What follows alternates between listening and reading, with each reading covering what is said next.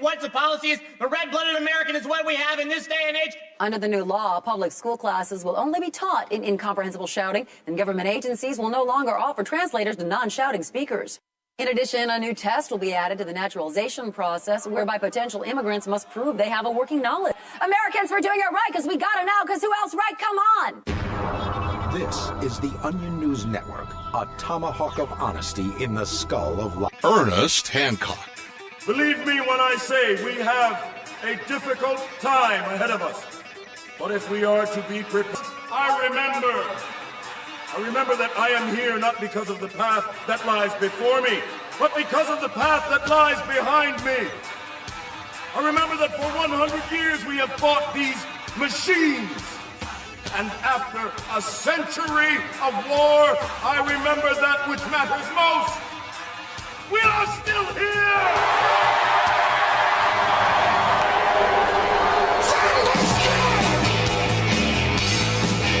And it's me, Ernest Hancock, here in Phoenix, Arizona. It's going to be interesting in the third hour. We have Clint Bullock. He is Arizona Supreme Court Justice, and he was one of the first speakers at a Freedom Summit back in 2001. He brought the Institute for Justice from Washington, D.C., and opened an office. Moving on up, consider future of, and they have another Supreme Court Justice, county attorney just got added, and Mark Victor, Freedom Summit partners, acquaintance with him, friends with him, and Bill Montgomery, county attorney, spoke at our last Freedom Summit at a forum.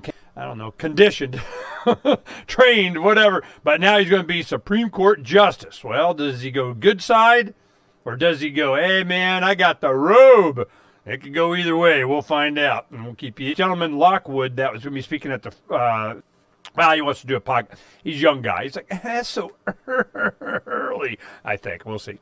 But we'll get him on here directly. Now, we're going to be talking about Anarchadelphia. Anarchadelphia is an anarchist gathering. Australia? Yeah. Man, anyway, Aaron Nakamoto from Anarcha Vegas.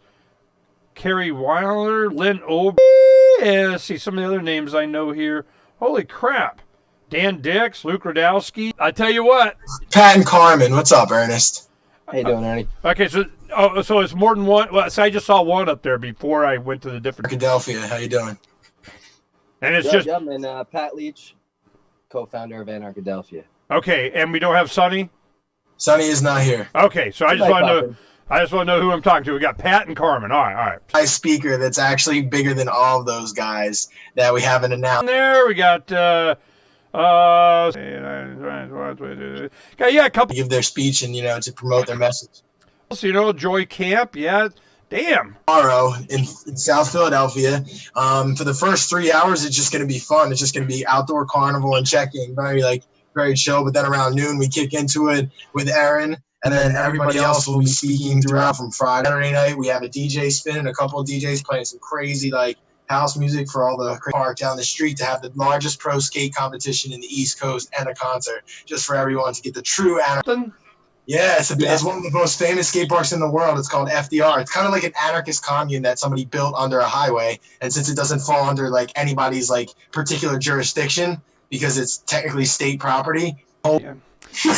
Well, it's funny because they've been doing events like this there for a while, and it's pretty much understood by everybody that it's all good. So we're very excited to keep the ball rolling with it. Oh, you guys kill me when it is an anarchist, libertarian, voluntarist, leave me alone as successful concert skate park experience. We just need to have a shiny badge come by with a clipboard and explain it to them. So if that happens, I'm just going to call the win here. I'm just telling you, man. The 80s. Ooh, it's going to be good. Okay, so that sounds like a lot of fun. Now, when do you start? See, I'm looking at this. It's Saturday, you start at 9 a.m.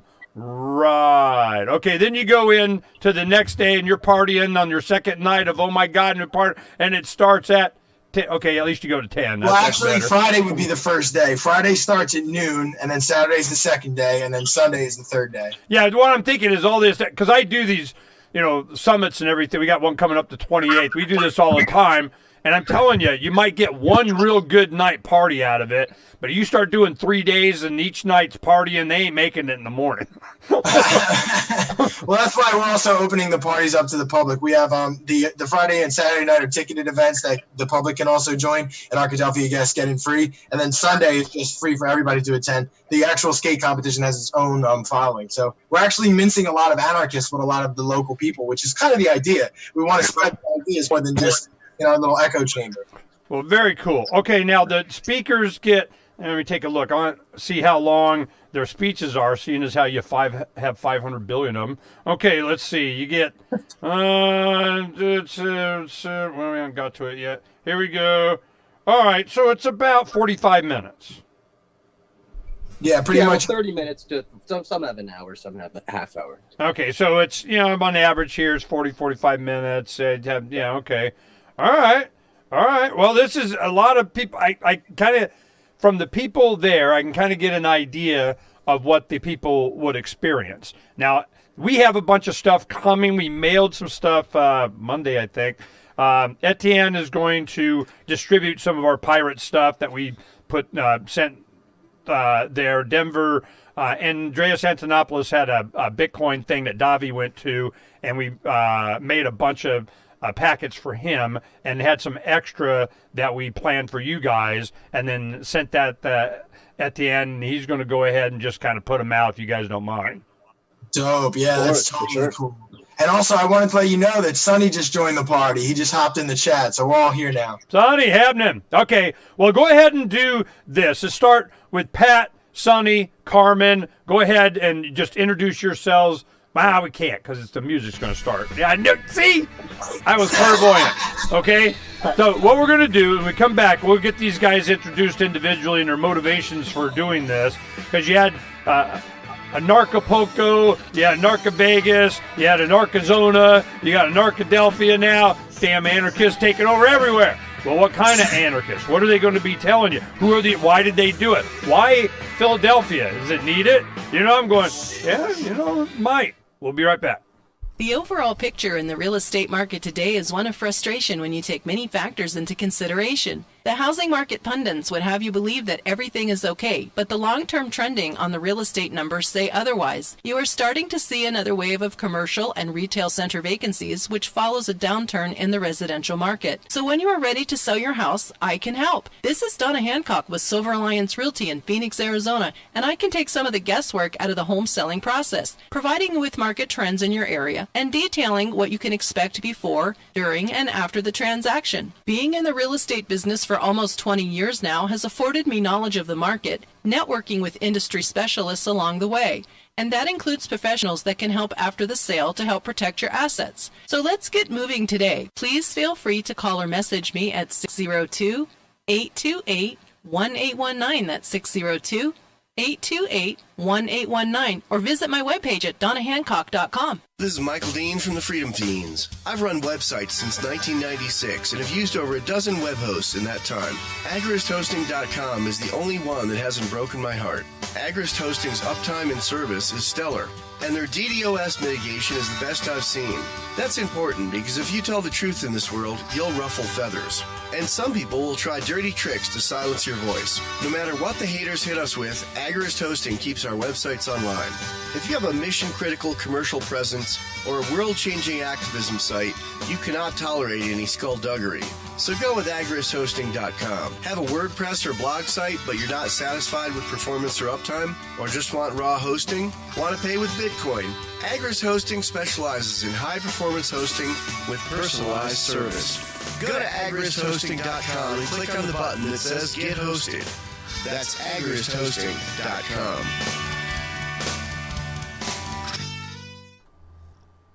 I'm crazy about. Okay, guys, on the Zoom, I have a switcher. I can go between, some graphics that are running for an Arkadelphia and different stuff and whatever. Or I could have you guys up here. Now, none of you are doing video? No. Okay. No, yeah, you can just do that. All right. So that's what I'll do. Awesome. Thanks, Ernest.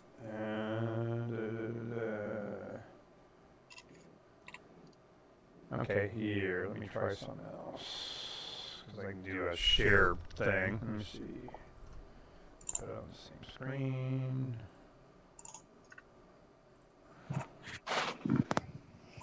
Yeah, okay, we can do that. Okay, and then when I talk, does it come up?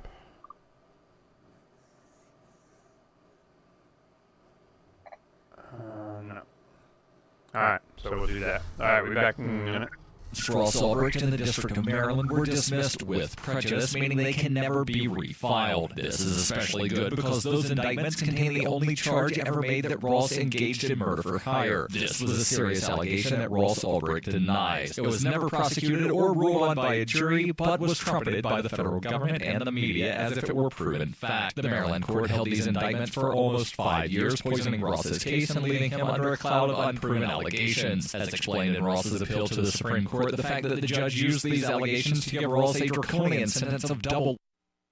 Okay, can you guys see the scrolling graphics? Are you looking at your video? Yes. Okay, now let me know. Here, take a look at them. These are all the ones that we have. Any of these you don't want? No, they're all pretty sick. Ah, there's one of us red pill. That's great. Yeah, they're all cool. Which one? Second row, fifth one in. That's a funny one. Yeah, that's a good one. That's Carmen threw his hands up in celebration, and my hat flew up like that. The picture on it. All right, here we're back. It's the Ernest Hancock Show, where we're going. There aren't any roads.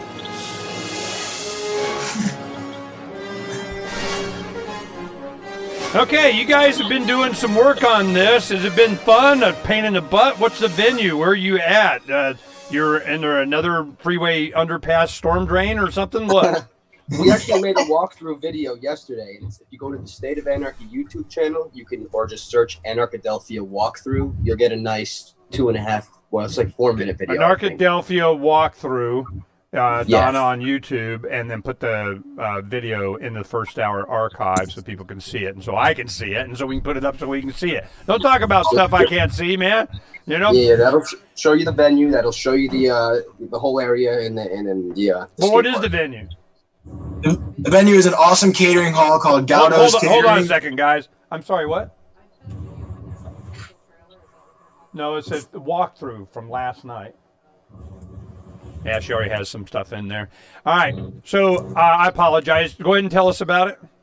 Yeah, so it's a beautiful venue called Gaudo's Catering. They're actually good family friends. They've been a South Philadelphia small business that has grown into quite a large business over, decades. And we decided to go with them because we knew they wouldn't give us any crap about being anarchists or having political viewpoints. They're more concerned with keeping the family in and just taking care of the neighborhood and its people. And what's the building like? How's it structured? How are you going to be? As soon as you're walk setting in, up beanbag chairs and no, it's a beautiful catering hall. We have giant marble tables that are going to host most of the speakers setups. There's a bunch of there's a giant stage where we're going to have a bunch of chairs set up.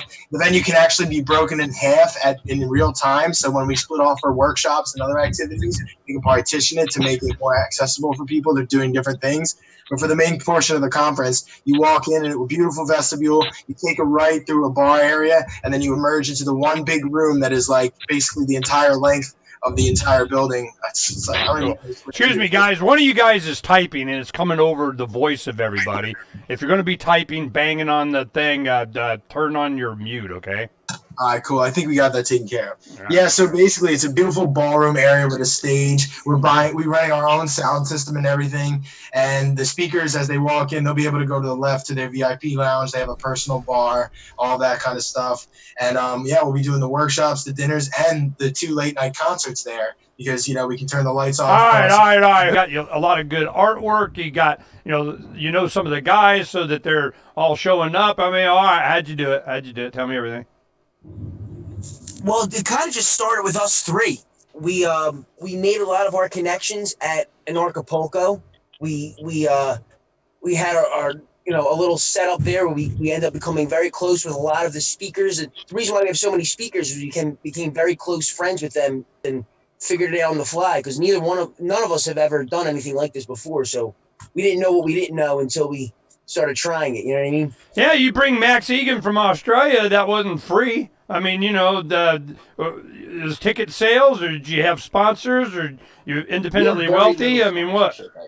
We've done most, like the majority of our ticket sales off of attendee tickets and support for the most part. You know, we could use a little extra sponsorship. On what tickets? Kennedy tickets? Ticket sales. Just ticket sales. Oh, okay. How are you just Facebooking it, or you local? You got your own page? How are you marketing it? We're using all platforms that we can get our hands on. Like we have our own personal YouTube account and all that stuff, but we also try to do what we're doing now, which is get on people's shows who have reaches to demographics who would totally benefit from something like this. Totally benefit.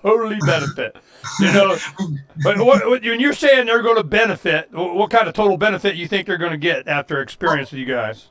Well, once you network with the people that are going to show up at this conference like we did, opportunities open up that you can't even imagine. I mean, this wasn't an opportunity for us until we went to something akin to this in Mexico. Do you know what I mean? Yeah. We wouldn't have even gotten on your show if we didn't meet you at Anarca Vegas and have fun at that Free Ross after party. You know what I mean? So people can really network and achieve a lot of their dreams if they put themselves around people who have similar ambitions. I'm with you, brother. You know, the thing that I'm looking at, you got a template that, you know, everybody's just kind of doing it. It's been successful because people are just supportive. But I'm wondering, you think this will expand if other cities say, hey, man, we want to do a Narca-burg or something? I mean,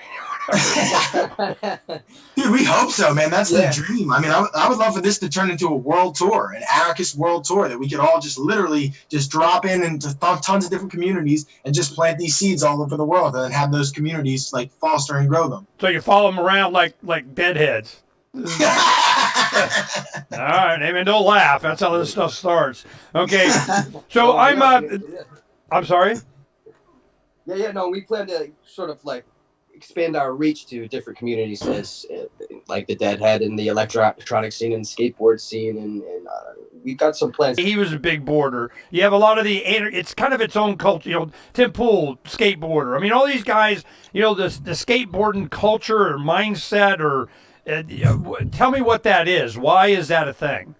Well, group of skateboarders is because of the fact that they have their own little anarchist community themselves under an overpass. I mean, they essentially, just occupied this federal land under I-95, and over the last 15 years or so, just built what is probably one of the most premier skate parks on the East Coast, and they built it from scratch. I mean, they pool their resources. They work on it themselves, and this thing is really expanded. It became a hub for this subculture that's completely out of the mainstream, completely out of the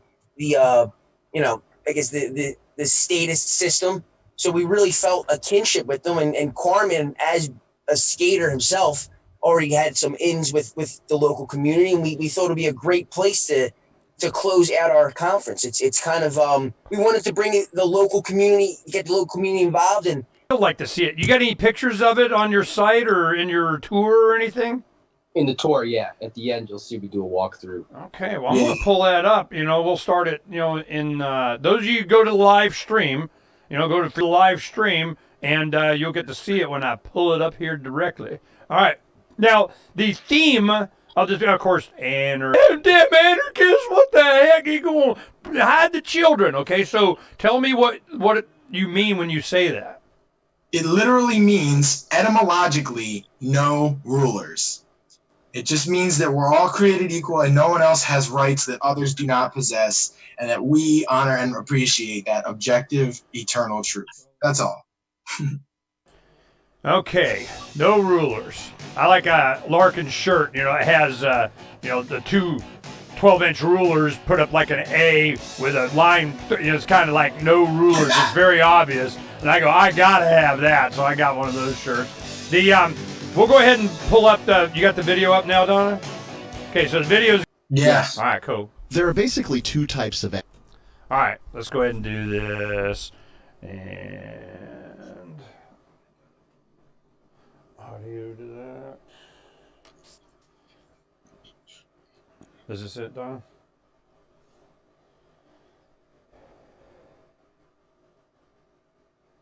Okay, it's how long?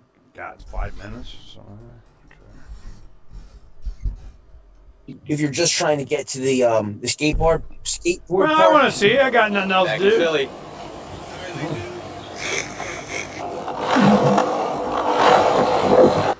You. Yo. We'll go to Galdo's Club in Arkadelphia. Let's get it. Look how big this is. I smoke pot in here. Okay, now this is in the actual city limits of Philadelphia. Yes. Okay. Yeah, it's in South Philly. It's probably big enough to stop the ball. That's not a bad idea. Oh my God. How you doing? What's up, buddy? Oh, this is way too nice for you guys. No, I mean, you guys are going to have to, like, be clean and take baths and don't, muss the furniture and, and no pins in the walls and stuff. Oh, my God. The bucket. Okay, so this is, like, for, events and, like, weddings and receptions and stuff like that, right? Yeah, and they do a couple conferences, too, but they usually divide the spaces so that they can host multiple things at once. We're just taking the entire space to make it more conference. Now, the guy that owns this, the family that owns this, you say they're anarchist-friendly. What does that mean? Well, they're more like community friendly, and we're part of the community. So, like, they'd rather support the community than, like, cause a hullabaloo about something political. Well, I mean, if they've known you as kids, growing up with or something. Yeah, I've personally been friends with the family for a long time. The owner has sons that are my age, and even though these guys probably wouldn't describe themselves as anarchists per se, I mean, as most small business owners tend to do, they're not big fans of the government, and they're kind of on board with a lot of what we talk about, and they're not corporate. Like we've been able to kind of negotiate with them the whole way through, and they've been very accommodating, more so than I think any kind of corporate space would be. And we don't run into a situation like Anarcha Vegas did, where their entire original venue was shut down because the government called in and requested it. Essentially, this is a situation in which that would be unlikely. There were close ties. Yeah, no, this is awesome. Okay, I can see to where you have. Like Anarcha Vegas was done in a similar kind of thing, but it was more of a dark theme. It was all black and it was all dark. This is all light and white and freaking well lit and sun, marble and tile. And I'm going, damn. So in this neighborhood, is this like more of a upper scale neighborhood? Yeah, it's the upper middle class section of South Philadelphia. There's an upper middle class of South Philadelphia? Yeah, we have a nice big middle class. Yeah, I mean, they're working. It's working people. It's a neighborhood that both me and Corman grew up, less than 3 or 4 blocks from that building. I mean, everyone there. It's a nice area. Everyone there, is usually some sort of laborer or small business owner or something like that. But it's a very tight-knit community. Okay, we're going to come back. I'm going to leave the video running. See, the audience is seeing the video. You guys aren't seeing it, but, all right, here we go. This is the Liberty Radio Network at LRN.FM.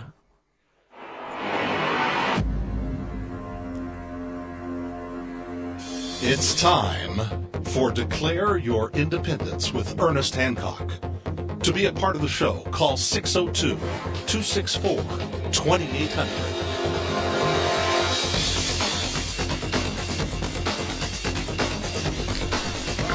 Welcome back. I'm watching this video that they did of the walkthrough of all the places that are going. So what I'm going to do is I'm going to pause this here, and I'll switch it over so that they can, comment on it while we're doing it. So I'll bring it on this one. Because this is the support. When you explained it, one of you know the family that owns this facility, and you explained it to them, and you said, we want to do this. And I mean, how much explaining did you have to do? I mean, to be completely honest with you, they didn't even really pry that much. I mean, I gave them the gist of what it was. They go, yeah, show me the money. It's the benefit of working with small businesses as opposed to a corporate building, because we originally went through a couple more corporate places. We spoke to people, and they were very, very inquisitive, let's say, about the purpose behind our conference. They kind of were grilling us as to what we would be talking about, who would be coming. things like that kind of made us uncomfortable. So at that point, we decided to say, screw it. Let's give a small business a play and really be able to make it have an anarchist feel. Because at the end of the day, these corporate environments, they feel sterile. They feel Yeah, no. I've done many summits and so on, and you're saying the big corporate, whatever the hell. This location is probably as nice or nicer than anything I've ever done with the Hiltons and the whatever the crap. So I'm just going, like we're doing the Sheridan Crescent, which is a resort up here, and I'm going, it ain't this nice. So you guys score, man. Have you ever done this before? First try. Boom! Yeah. And for the win. Okay? So this is awesome. Now, the only thing is I tell you from experience, certainly on a 3-day thing, has been it's nice to have it at a hotel so you can rest. It's like, I go in, take a 10-minute so here, how far away are you from where there people may be staying, or is it mostly locals, or you got a cot room where they can lay down on the couch or something? I mean, what? Well, there's plenty of hotels close. The hotel that we recommend is only a few blocks away, and there's an even closer one that it's kind of risky, but I'm sure some anarchists would like to take a shot at one of the less notoriety hotels. But we recommend that people get Airbnbs near the area. Because there you go. There's so many houses in that area that it's like so easy to scoop one up that's a couple blocks away. Like all of our speakers are staying in nice Airbnbs a few blocks away. So it makes it more of that feel too, because it's like your little house. You got your own room. You know what I mean? You just walk there. The one thing you have the skateboard anarchist type kind of. I don't care about the property. I'm going to skid on whatever the hell. And so here you have a private home. I would think that a lot of the people that are going, the speakers and so on, you be respectful of people's property. You have any kind of problem like that, they're just anarchy. They run through with razor blades on the wallpaper or anything. No, I don't think so. I think no. To be completely honest with you, the skaters the community that we are involved with, it's kind of the opposite of how you just described, as opposed to like people that go around and grind and skate on public property. This is a group of individuals that decided to utilize a space that wasn't being used for anything and build their own skate park, so they didn't have to damage public property. I mean, so they could be away from the general public and just enjoy their community. There's no Puritan city councilman, cops going, there's somebody over there having fun without our... A lot of these skaters grew up with the sons of the governors and the local policemen, too. So it's such a tight-knit community. And the fact that skateboarding was such a problem in Center City, that the city was actually much happier to relegate the skaters than have to deal with them coming to the city and causing havoc.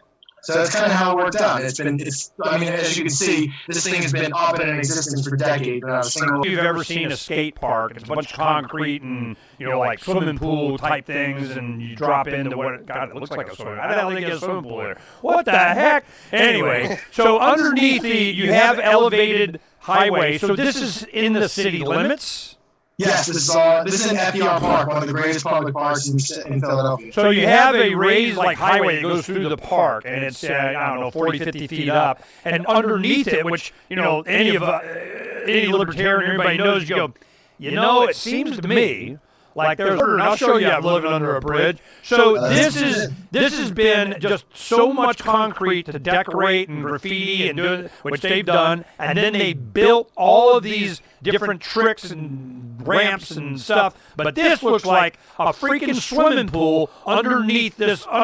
What the hell? Is that part of, they wanted to build a swimming pool, so they had a skate park with a swimming pool that you could skate down into? Somebody built it? Swimming pools have actually always been the perfect geometry to skateboard in. So even when people build skate parks... I remember when the swimming pool or some vacant house of let's go over, and people were just doing it. So you guys created...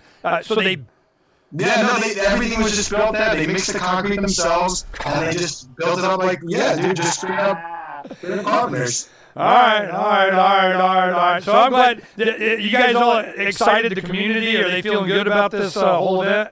Oh, my God, it's so exciting. I can't believe it's tomorrow. I can't wait. I cannot wait. It's going to be so fun. Everybody else is so responsive. Everybody's coming in now, sending their, messages and stuff like that. So everybody's amped, man. It's going to be a great time. All right, what are you thinking? What's the attendance going to be? You could fit hundreds of people in there. I mean, a couple hundred people. It's going to be like 150 to 300 people, depending on how many extras show up and how many VIP people try to get in. I tell you, just from my experience, having you got to have at least 100, 120 for it to kind of hit that critical mass. But once you hit over about 220, 250, it just starts to lose its. So it's just from experience. So if you got like a couple hundred people there with this lovely facility, and then grinding out in the under the bridge kind of thing, I'm going, that's cool. So what are you gonna do? You're gonna put music and speakers? The guys on FDR know a sound tech guy who runs his own shop, who's hanging speakers from the highway. He's literally clamping them on the highway.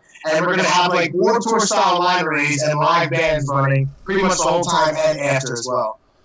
I am, wow, good on you guys. I mean, this looks like it's going to be a blast. Now, did you have a theme for the speakers at all, or it's just like it's anarchy, dummy? I mean, it's kind of like, we kind of broke it up into three fields.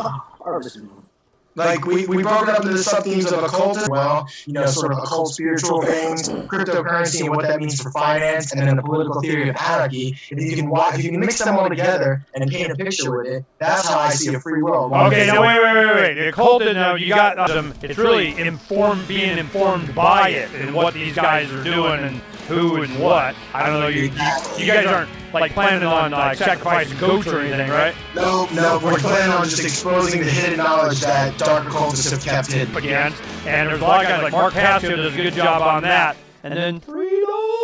From the first letter of Dr. Idris Barber, themselves, the Crown required that I obey leeching privateers who didn't share my corrupting medical expenses, but only seduces them into begging for relief. While privateers monopolize the management science, discredits alternative remedies, and mandates unwanted treatments, while callously ignoring the victims dying on waiting lists. They have produced a society increasingly addicted, impoverished, diseased, and suicide banner. Among pirates, the Crown's tantrums are irrelevant. You own your body without qualification. Open ocean medicine enables healers and customers to build a relationship of mutual consent. Prices decrease, qualities, prohibited plants, controversial procedures, bootleg pharmaceuticals, or even the right to die. Any system of command and control is rejected. In time, artificial intelligence, nanotechnology, genetic engineering, and cybernetic prosthetics could take the human condition beyond our imagination. Medical augmentation could eliminate aging, enhance intelligence, and erase our fundamental physical limitations. With the Crown in our wake and the individual at the helm, we are free to pursue an unfettered life. Need decentralized solutions to centralized problems? Join the conversation at pirateswithoutborders.com. Looking for a Pirates. Arr. You'll get a lot of the last two letters that Davi and I just finished a couple weeks ago. One was Pirate's Apprentice, Captain Kidd. Because everybody's always going, what about the children? So we have a 12-year-old pirate captain, the emancipation of the kids of whatever, right? But it's a good story of how we wove it in there. It's serious. It's what happens when you have children abused by the system for so long, stuff happens. So we address that. And then the other one is on reputation. It's called Scuttlebutt. And the reason is that in the future, would you have in your anarchist pirate ship club working thing, everybody's going, oh, no ID, nobody knows, we don't need to get an ID. Well, I don't give a crap about your state ID, but I sure as hell want to know who you are, and I don't give a crap what other pirate ship, how many names you had and so on, but you're going to be linked to the guy that signed on my freaking ship, so it talks about reputation, but reputation of what? So then you have to know who the person is so that your reputation precedes you, that kind of thing. So it's you guys look at it and you'll see, and the books will be there. But each one of those letters is from an anarchist position. And I think we're decentralization of everything with pirates, and I encourage you guys to take one of the books and kind of, we'll just have like printed booklets that we did, and just, put it off to the side. You can read it later. But I tell you, it's powerful. It's starting to have an impact. Okay, Awesome. We got like 15 seconds. I'm going to go ahead and bring it up, and we'll be right back. Ahead of us. Find out more with a variety of free videos on the YouTube channel for Lighthouse Law Club. Just search YouTube for Lighthouse Law Club and secure your future today. Do you love Twitter? Make sure you favorite the LRN.FM Twitter account so you can receive our tweets at twitter.lrn.fm. That's twitter.lrn.fm.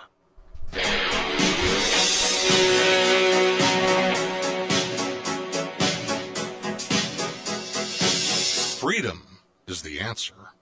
What's the question? I want to break free. You're listening to Ernest Hancock. I want to break free. Rum. I want to break free from your lies. You're so self-satisfied. Uncovering the secrets and exposing the lies. That's what we do right here. All yesterday, 9/11, man. 9/11, 9/11, 9/11, September 11th. Lots of stuff September 11th. Then we finished it off with James Corbett and I did 9/11 thing last night, live show. And I tell you, you guys go on freedomsphoenix.com and click on the James Corbett show. It's only 50-something minutes that we did, but his whistleblower series. And somebody would have said something. Yeah, a whole bunch of people did, and here they is. Okay, so that was very interesting. But now we get, that darkness, it kind of, which really kind of was the flame for an entire generation of, I don't trust the government on everything. And that just applies to everything. You scratch the surface on anything. And what Narcadelphia is offering, the locals and a lot of the crowd from the northeastern America. I mean, when you're out in Narcazona or Las Vegas, there's not like billions of people around, 40 million people within, 200 miles or something that you could draw in. So I'm sure you'll be very successful. There was a lot of support for what was going on here in Arizona and Nevada and, of course, in Mexico. So when you're doing this, are you thinking you're going to inject something? What are you injecting and to whom? We're just planting seeds. That's how I look at it. I think that all of the people that come here will get more seeds, different perspectives that they might not have had before they came. And when they interact with the local community who really needs to hear some of this information, those people themselves will plant seeds and spread them in Philly. And then when they go home, then they'll do that to their friends and family in their communities. And you're sort of like sporing this idea around the world. Are you guys planning on taking it on the road yourselves, helping somebody, or just planning for next year? Well, we're definitely going to do next year, but we are looking to expand. And, we might do another one, in a year or two and try to do 2 a year. These things are big, but, again, we have such a cool community that seems like everybody sort of takes on a certain location that we all just kind of come together and support each other and, make sure that everyone's event does well. Donna, make sure you send this information thing to James Babb. I just want to make sure that he knows, And James Babb is a Lovolutionary from back. If you don't know him, you should. It's so I just want to make sure he knows. He'll probably stop by and say, "Yo, what's up?" Because he's got a lot of guys. He did all the in the Fed stuff, and he was in front of the Fed down at Continental, or what is it? Constitutional area. The kind of Constitution. Was it Independence Hall? There you go. And he did a lot of concerts. He brought in Jordan Page to speak. A lot of Ron Paul stuff. He's all over the country, and he's active on Facebook. He's got 2 daughters and his wife, family. He's like us here, there. So it's just he's so well connected, and I just wanted him to be aware of it. Maybe stop by and say, "Yo, what's up?" and just enjoy it, and certainly can promote it. But it starts tomorrow. So go ahead and give us the schedule, how it works. So Friday morning is check-in from 9 a.m. till 12 p.m. till noon. We'll have outdoor stuff going on that whole time for people to, chill and hang out when they check in. We'll have markets. with a bunch of people selling their wares. We'll have food ready to go. And then around noon, we bring everybody inside to take the stage, and we do the stage and the speeches until around like 7 o'clock-ish. And then we have a private dinner that you can buy tickets to. It's open for people to buy tickets to, but it's featuring the speakers as well. And it's going to be more of a very intimate dinner where we sit down and enjoy everyone's company to start the night off. Then it throws into our hip-hop night, Friday night, till whenever everybody falls asleep. We're just, blasting rap, having a couple rappers come in and keeping the fun rolling. Okay, now wait a minute. I want to know, this meal. Is it vegan-friendly? 100% is vegan-friendly. I'm a vegan myself. So there's a vegan option as well. Yeah. Okay, so is it like a buffet, or you have dinner served? It's sit down and you order a plate. So you choose what dish you have when you buy it on the website. Oh my goodness, that's so hoity-toity. You guys are getting out of your element here. You explain. You think a lot of the skate park guys are going to be coming, and how much is it? It's only $77. So yeah, a lot of skateboarders got an extra $77, do they? Well, only one of the days is kind of like skateboarder themed. This is sort of like, we kind of want to give people a sampler of every type of like culture that might resonate with this. So that you can I understand that. I'm just saying that a lot of these guys that or any of them, or the local anarchist community, are they excited to participate and sit and listen to speakers for 7 hours? I'm just wondering who the audience is going to be. Well, it's definitely an audience from all over the world, so it's going to be a lot of different perspectives. But we wanted to make sure that, it doesn't feel like you just have to sit in and watch this kind of stuff. Like, there's a lot of breaks, there's a lot of activity going on outside all the time. Outside is actually free to attend to the public, so anybody can just roll up. Okay, now we're outside in the parking lot, or there's a court area? The giant parking lot. We're putting up a tent, like a big tent with a bunch of tables for an agorist market. We're actually even installing a dunk tank where people can dunk somebody dressed like Donald Trump. Where did all this money come from? Is this participation, volunteers, ticket sales? Ticket sales, yeah. Our group of people who are coming to this event help finance themselves, which honestly is just the blockchain crypto ethos. That's why I was wondering. You have so many speakers, and you're bringing Max Egan from Australia. Somebody paid somebody something or not, or they got sponsored or something. The community supported this thing because this is awesome. It's way more than I thought when you guys were talking about. We had you on before, and I met you guys, and you're working on that. I'm going, damn, all the cards kind of fell, together for you guys, you think? Yeah, we started out with $0. We put $1,000 in ourselves, and then we just got to work, and we just pushed it out there, and people liked it. They were really receptive, and they started buying tickets. We're also having a live stream, by the way, too. $33 live stream if people cannot make it out, like yourself. So that's available on the site now. Tell me about the live stream. We have the Vaccine Education Summit. We were just starting to do some research on live streaming it. What do I need to know?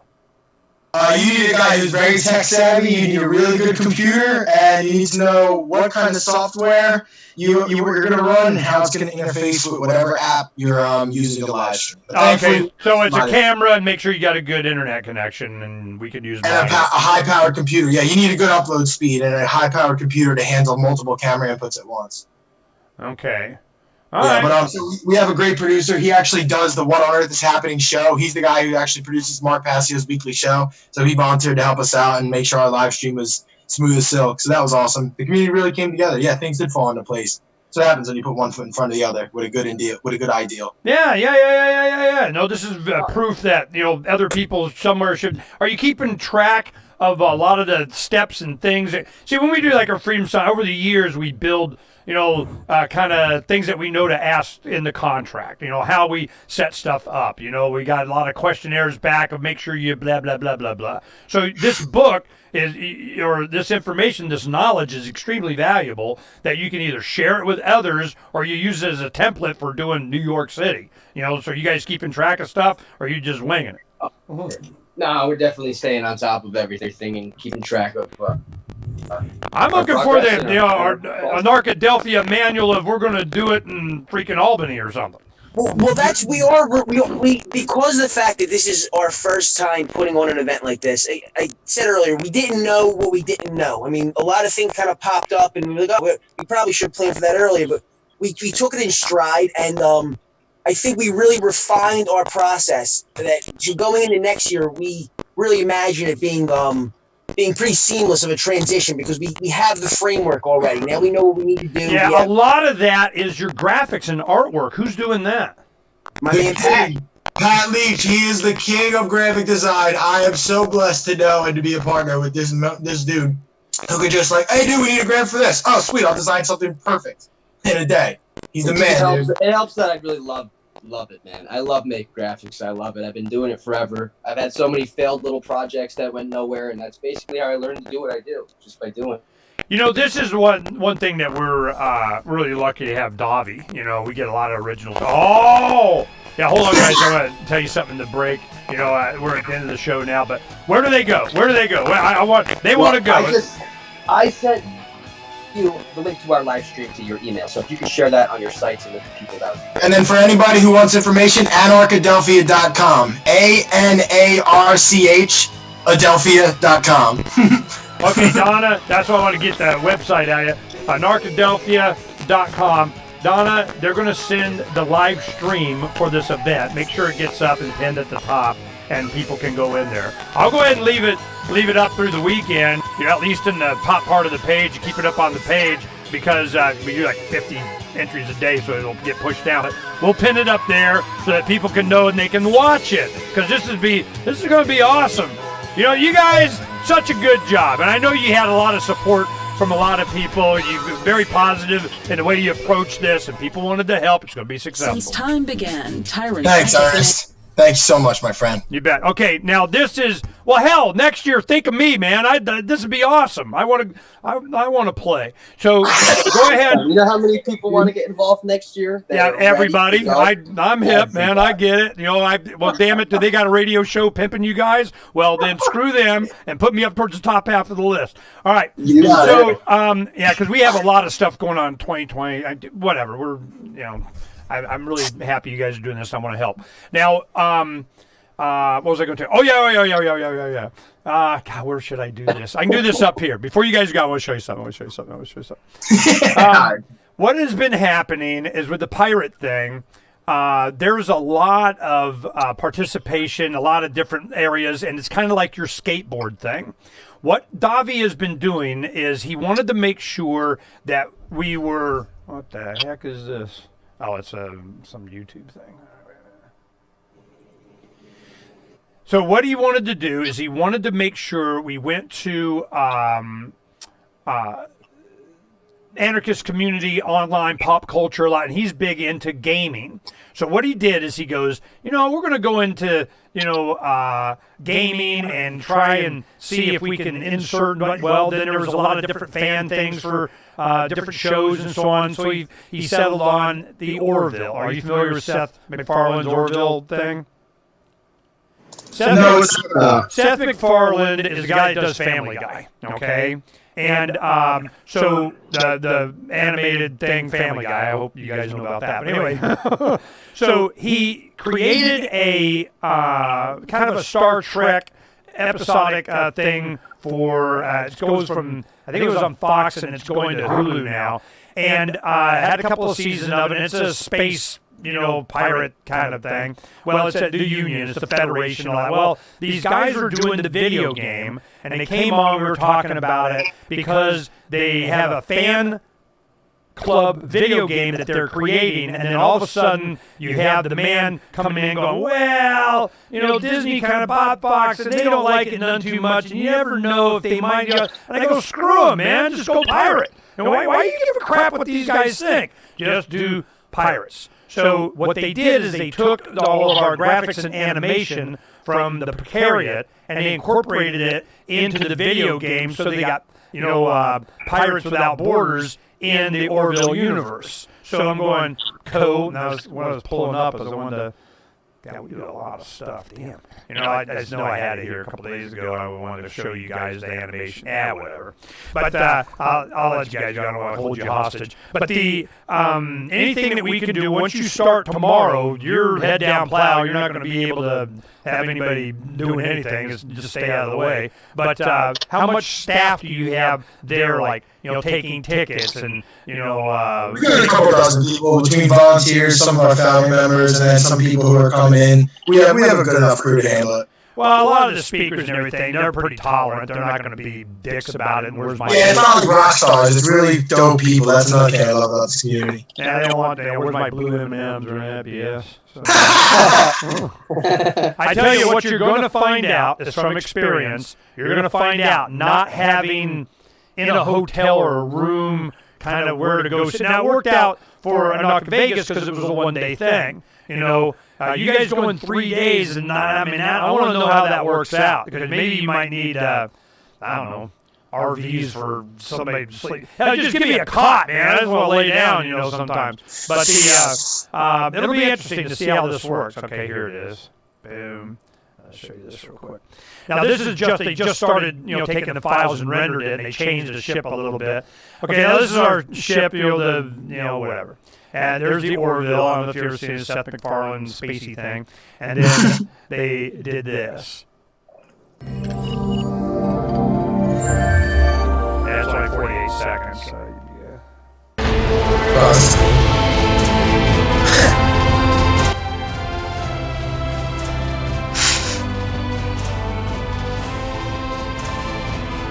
So this is the Precariat, as you know, we have designed it, but it's also a spaceship, and they're taking advantage of it, and it's going to be part of the game.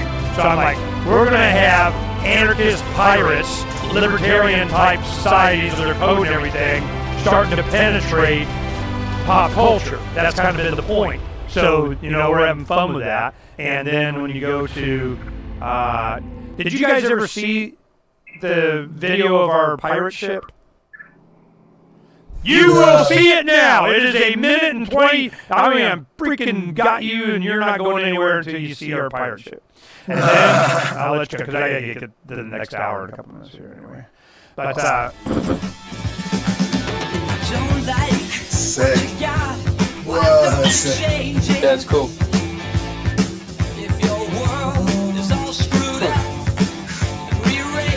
It's wild, man. Oh, the fucking band is like the geometric skull.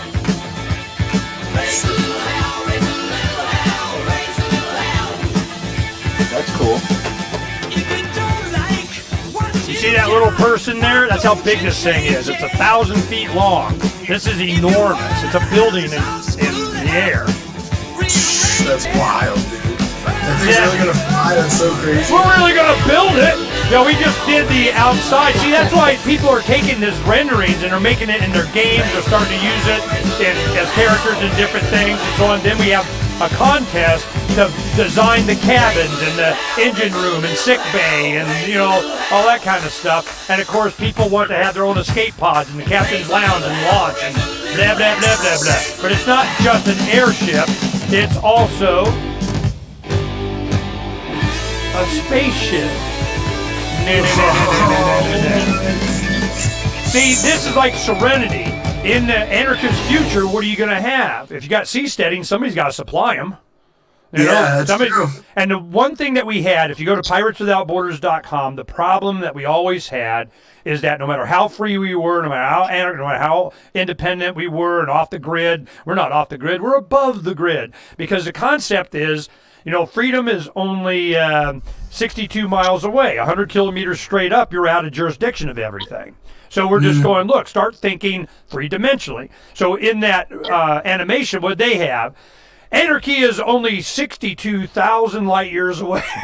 So it's part of this mythos that we're creating. And you go onto the site, and we have a book on Amazon and so on. You go onto the site, the letters of Captain Mark. Now, the letters of reprisal is the female character. The fourth one, Scuttlebutt, is the one that I think you guys would be interested in. But the letters of Mark, the second and third one, are the ones that be of interest. Second one is about cryptocurrency. Third one is hailing frequencies invisible to the crown. So these are quick, easy read kind of on many issues, and we just now finished enough to where we're going to start soliciting from the audience in the forum and kind of what they want to talk about. All right, I got to get to my next hour. Thanks for letting me share that with you. Good luck. We should talk to you after, okay? Thanks, brother. All right. Push out that live stream for us. You bet. We're doing it. Peace. Thanks, Ernest. I'll see you. Ernest Hancock. Believe me when I say we have a difficult time ahead of us. But if we are to be prepared for it, we must first shed our fear of it. I stand here without fear because I remember that I am here not because of the path that lies before me, but because of the path that lies behind me. I remember that for 100 years we have fought these machines. And after a century of war, I remember that matters most. We are still here! Today, let us make them remember. We are not afraid!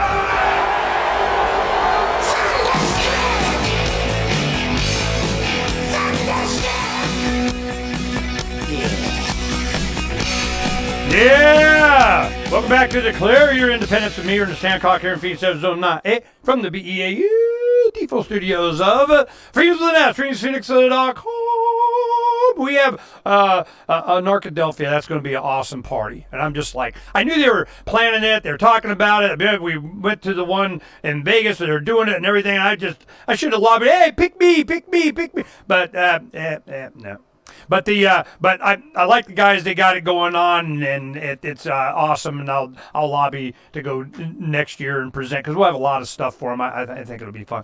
But I like the guys. They just really did a good job on and when you're working on it, things come together. You get a lot of support, and there's been a lot of this. Anarchy thing is going to be a lot more as time goes on. It's going to, and when the world gets all broke up, and how they're going to, have all these problems, and then the man's going to say, "And here's our solution," and it involves an implant or a barcode, or we sure as hell going to leash you to your phone, or whatever the heck it is. There's a lot of guys going, "Nah, I think I'll decline." Well, who might those people be? And what kind of contacts do they have in the community? What do they want to be part of your community and even say they know you? Now, I give you an example. Acapulco in Acapulco, Mexico. Jeff's doing, relationships down there, and whether you're supportive of the anarchist society or Jeff or whatever, it doesn't matter. What happens is when you have a successful event that makes somebody some money, they love you, and you don't break their stuff. You're respectful of. You're not causing a ruckus. You're not having kids with crayons on the walls or whatever. You're come in. You're a good neighbor. You're a good customer. You're a good client. You're a good venue. You're good. You're good. You're good. Everybody's good. We're all good. Are we all good? We're all good in so many ways. We're good to be around. We leave good when we leave. We bring good when we come. It's good. It's all good. It's not good to whom? The guys that said, that good that you did, the good. Did you have a permit for that? So this mindset of we can take care of it, and if you build it, they'll come. If you leave people alone, they'll take care of it. They'll supply, hey, you guys need a whatever. Yeah, I got some speakers. You needed it, we got it taken care of. When we do the Vaccine Education Summit, we got the audio, we got the video, we got all the cabling, we got that would cost us, God, it's ridiculous amounts of money. They don't even start until you hit $1,500, $2,000 for nothing. And all the extras, it's $1 billion. Audiovisual is a lot. So the community, when you guy with the speakers, guys with this, guys with that. If I wanted to do the live streaming, which I hadn't even thought about it. I have all the equipment here, but that means I got to unplug stuff. So if we set up a computer, took one, said, all right, this is going to be the streaming computer. We're going to hook in the switcher to it. We got some cameras that we can go in. Could we do a live stream and charge for it? Vaccine Education Summit? Yeah, probably. I'll probably make more money. It's almost worth, doing, and not the headache for me that I go, I'm going to go ahead and, how do you turn this thing off? I'm going to go ahead and see if I can contract with someone. I say, look, you get a big chunk of the stream, the price, the cost and the revenue from it. Then I don't have to be in charge of it and don't worry about it, not my thing. But I would like to have it happen. So I think that's what we're going to do. We'll put that out. So I'm putting that out now. Live video streaming of the Vaccine Education Summit on September 28th, a Saturday. It would go from probably about, I think we're starting speaking at like 8, and it'll go to 5. So that's like an 8-hour day, of streaming live on, and we got all the accounts and everything. Yeah, I could do it. Like, I need another project, So maybe somebody will help me with that. We'll put the word out. And do that, Donna. Send it to Irene and Earlene and them and the speakers and say, we were thinking of doing live streaming, and we have some equipment, but we can't take, on that responsibility. Anybody that's technically advanced in that and put it out, and somebody will help. Just like they always do, like with Anarchadelphia. This is the beginning. I'm glad to share this with you guys because I don't think you understand how powerful this emotion, this feeling, this doing something, and there's a community of, they don't need anything. They don't need to get a permit. They don't want permission. They don't need the stars to align. There's already a community. Whenever you do a Narca Zona, in Sedona, come out and there's, it fills up the room. And I tell you, Anarcha Vegas, this is what happened. They were supposed to do it at the D Casino because Aaron used to work there as the marketing, putting on event thing. And Aaron Nakamoto and Kingsley Edwards doing it. Kingsley Edwards and Aaron Nakamoto are engaged now, and a couple that doing Float. If you see on the site, when you go to the radio show, I'll show you. On the top right here, one of the video streaming locations, a media platform called Float. If I go there, will it show the thing? I don't know where it goes. Yep, there goes our Pirates Without Borders site we have there live now. Boom. Okay, I guess you can click in there.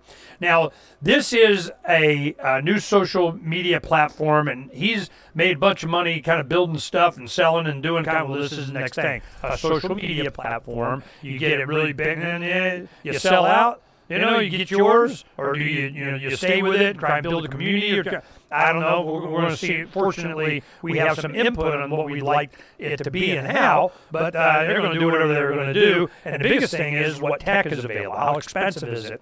Because memory and capabilities of servers and so on, the price and the capabilities are going down. All of a sudden, that's going to put some 13-year-old on the level with YouTube and Google from a couple of years ago.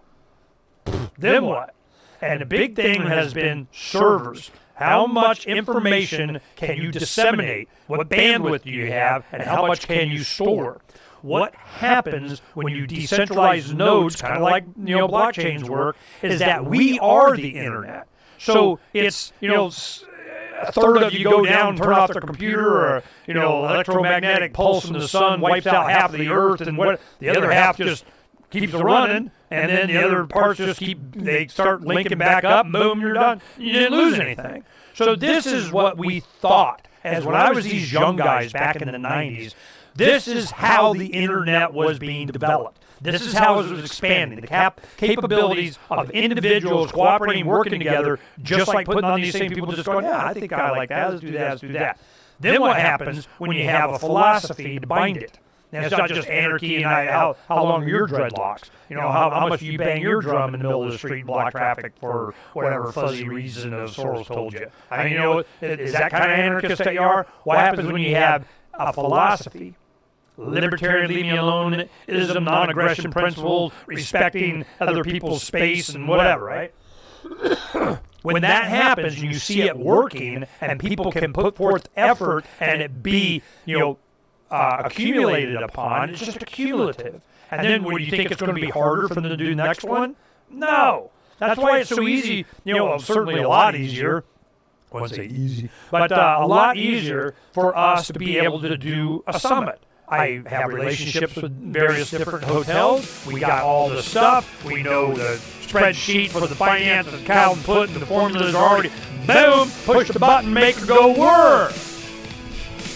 When anarchists do this worldwide and people can just help, but there's a guiding, there's people that know what's going on, but everybody is in charge of themselves. Stuff happens, and it happens fast. Watch. Are you feeling confused about the current economic reports that dominate the headlines? Not sure if this is a good time to buy or sell your home, or feel like the process can be overwhelming and confusing? This is Donna Hancock with Silver Alliance Realty in Phoenix, Arizona, and I can take some of the guesswork out of the home buying or selling process, providing you with market trends in your area and detailing what to expect before, during, and after the process. A home is a place where the most important moments in your life happen, so making sure that you know exactly what to expect along the way helps to ensure that you have control. The future is here, so let me help you move forward with your real estate needs. Being in the real estate business for almost 20 years now has afforded me knowledge of the market, networking with industry specialists along the way. Now more than ever, you need an agent that can help you make sense of what many think is a complicated and mysterious process. Feel free to call or message me at 602-828-1819. That's 602-828-1819. Or visit my webpage today at donnahancock.com. Excuse me, is this where I get a license to start a new business? I wouldn't be hasty. You have to get a license to go out of business, too, you know. Oh, well, look, I've invented this little anti-gravity machine, see? Oh, is that why you're walking 2 inches above the floor? Oh, yes, it's very comfortable. It saves on shoe leather. Yeah, well, you have to fill out these forms and report to the Human Services Department of Manpower Orientation and register with the Fair Employment Practice Commission, the Wage and Hour Division of the Employment Standards Administration, the State Sales and Income Tax Division, the Internal Revenue Service, and the Social Security Administration of the Department of Health, Education, and Welfare, and, of course, OSHA. OSHA? I thought that was a little town in Wisconsin. You'll find out. Say, floating around like that could be dangerous. Have you checked with the Consumer Product Safety Commission? Well, not yet. Come to think of it, you actually are flying, aren't you? Look, you need to go over to the Federal Aviation Administration and the Transportation... It's very hard to get anything done these days if you're in business, but free enterprise built this country. Think what could happen if we don't keep it free. A public service of this station and the Center for the Defense of Free Enterprise, Bellevue, Washington. We just can't have people floating about unregulated, you know.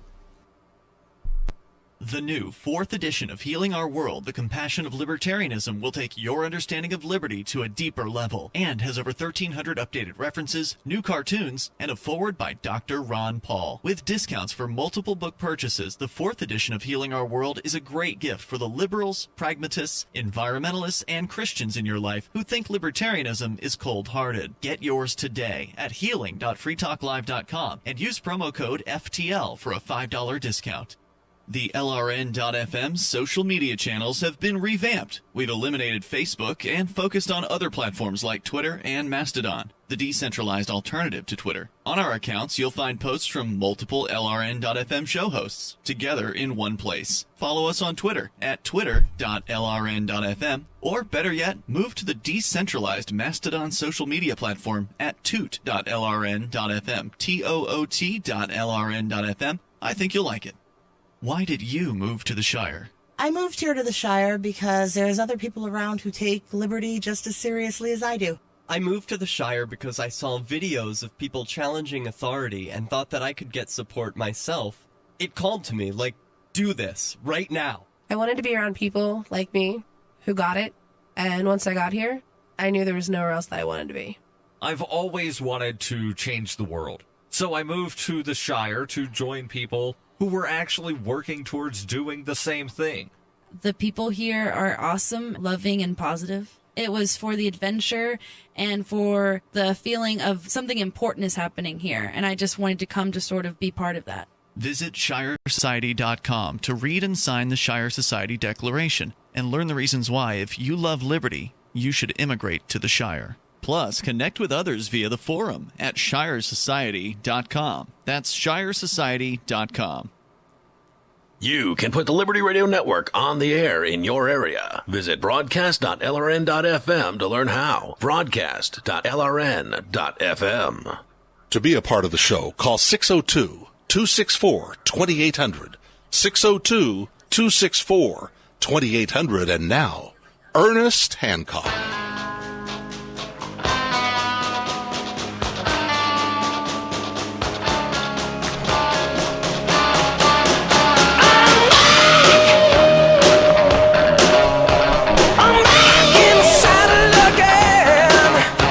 I'm back at the saddle again here on the club. You're independent.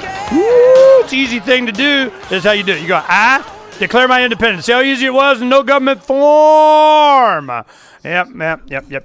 Well, we're going pirate over at float. Okay, that's one thing that we got some friends in the anarchy community, and that might be where we kind of, hang our hat on some stuff.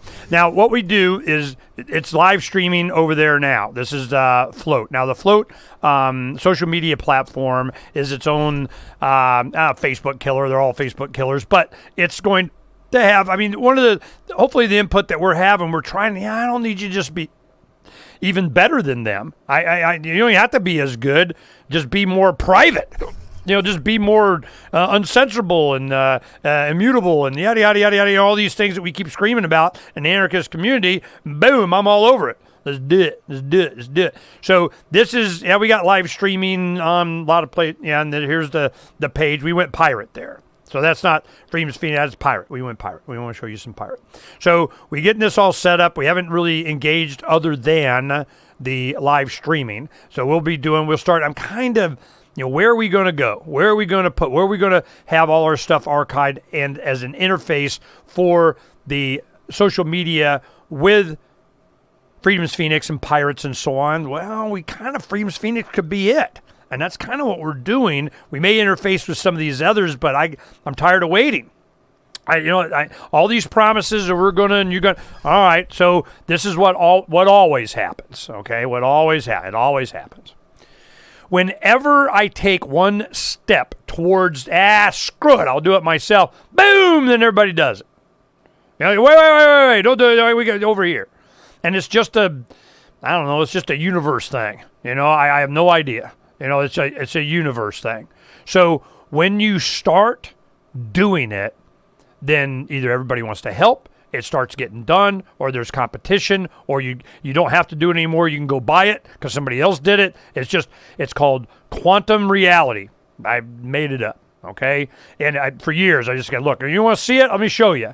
It's called quantum reality. You take a step towards and actually start doing it, boom, it just starts happening and coming together, and people, it's called, birds of a feather flock together, or there is a term for it. It's, what the bleep do we know? It's law of attraction. This law of attraction, once you start doing it, and I just knew there's a lot of it. That's why I wanted to make sure they saw the videos. We're getting into the pop culture. We're starting, we got a bunch of the foundation of the letters ready. We already sent them there. They should have got there today or tomorrow. It'll be arriving for Etienne. They got an address of the place. I assume it was that place. And he'll be passing out the letters of Captain Mark, and they'll probably be read by, they go, yeah, this is cool. Had a couple of shirts in there, a couple of pants, couple of things. All right. So you got another one going on or doing something, we'll help and promote and have you on and whatever. Why? Because, man, it's like freedom in the future for my grandkids. The only way I know that I can, die without regret. This is a big motivation for me. When I was in high school, it wasn't even my teacher. I was sitting in a class of a friend or something, and they said a couple of things, and that just kind of stuck with me. But one of the things is that the most regret that you have is when you die. Is as you're dying, you're just, God, I shoulda, coulda, whatever. As you're going out, it's just, and there was something, I think it was Jefferson or something said, you don't want to die with regret. That's a bad feeling. Or maybe you can turn that regret, you did something wrong, into change, into making up for it. You want absolution for your own soul, you want to forgive yourself. I'm not, nobody else knows how much stupid stuff you did or whatever. It's not even the point. And the people you even probably did it to don't even remember. That kind of thing. It's just, it's an erosion on your own soul when you do something that you regret. Way you treat somebody, a decision you made, a car you bought. Something like that where you, and if it's something to regret you did on yourself, but how it impacts other people. So for me, I just try, one, to not have any, just try not to do that, and to make up for things that you may have done to try and make the world better. Because whatever, regret you have that had an impact on your family or other people, kind of make up for that, So by the time I die, and my, still maintain a good relationship with my kids and all my grandkids, I don't have any regret. I didn't do something. Something happened. That's why we work so hard on the health of the kids. Something's wrong. Boom, man, I'm on it. I don't want to have any regret. I should have done something earlier. I should have called that one guy. I should have interviewed that one person. I should have put on this summit about. I should have. And we just do it. No regret. That is, you're not hardly going to escape no regret. But as long as you can keep that down to a minimum, regardless of what you accomplish. What you accomplish, you may regret something you didn't accomplish. You may regret something you did or didn't do, but I don't think you're going to regret any effort to try and make it right. Just that right there, because your whole life, when they say your life flashes before you, of course it does. Because what are you thinking? You're thinking your whole life before you. What's the progression? What did I accomplish? What did I do? What add am I? Was I subtraction to society? Did I add to society? Did I add to my family, myself? Did we accomplish something? Did you have some foundation that you were able to build on? Did it go further? Do you have immortality in ideas and concepts and influence, that carry on certainly through your children and grandchildren? So this is the motivation that I have behind a lot of the stuff that I do, is that I don't want, because I can do something. If I don't, and bad things happen, regret. Just ask Spider-Man. With great abilities comes responsibility. To whom? Society? Or I hate when they say that. You have a responsibility. No, I don't. I have a responsibility to myself. But once you recognize that the responsibility to yourself is to, create a nice living environment for you and people you care about around you.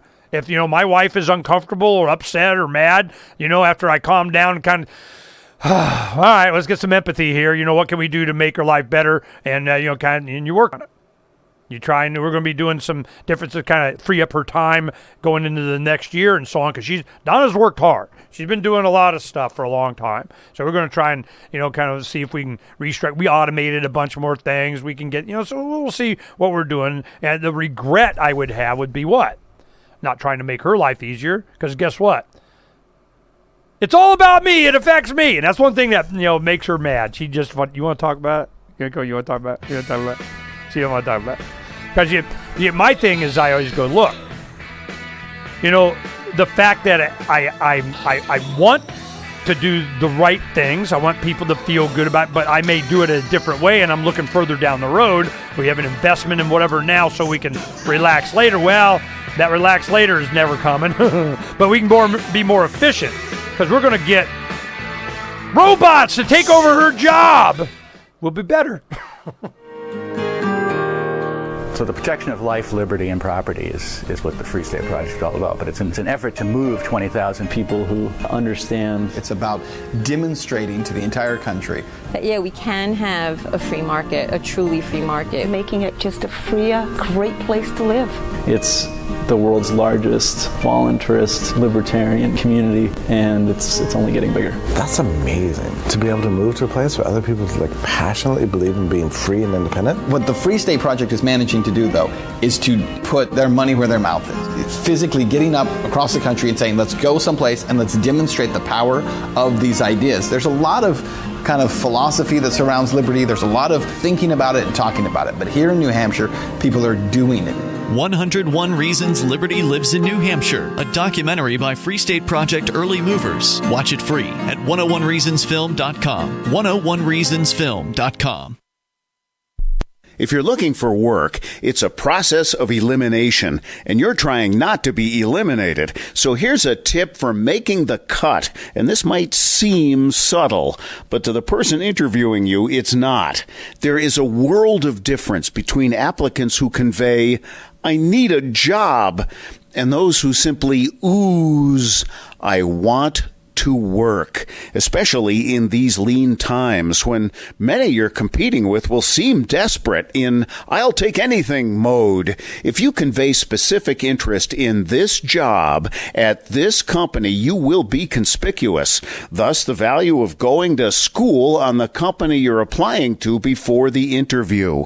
With money and attention so tight now, effective communication skills have never been more important. For more tips for job seekers and everyone else, hit survivalspeech.com. I'm Holland Cook. Cell 411 is a free app for Android and iOS that replaces government-controlled 911.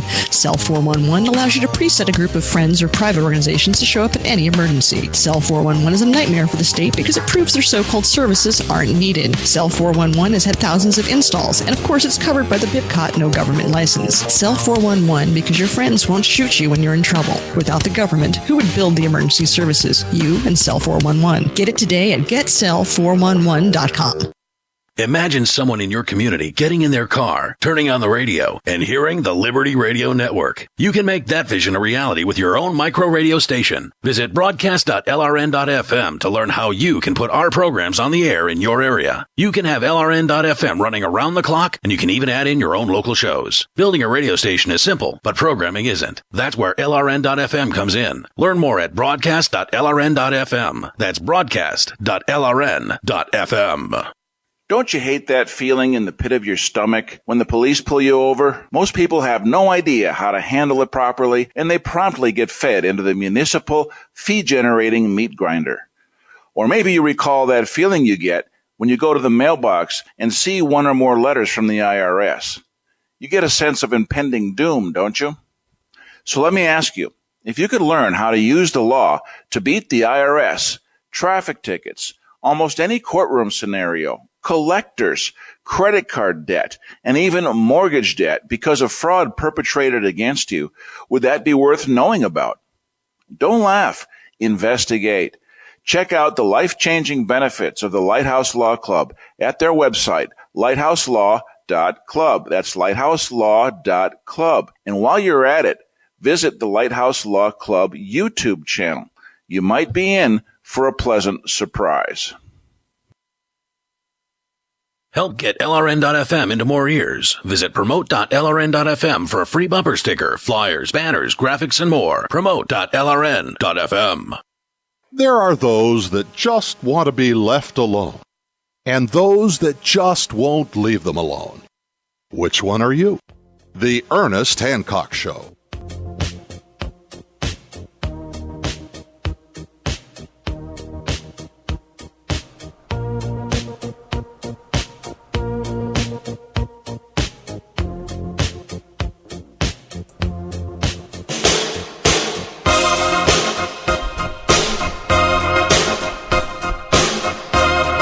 It's time for some dirty laundry.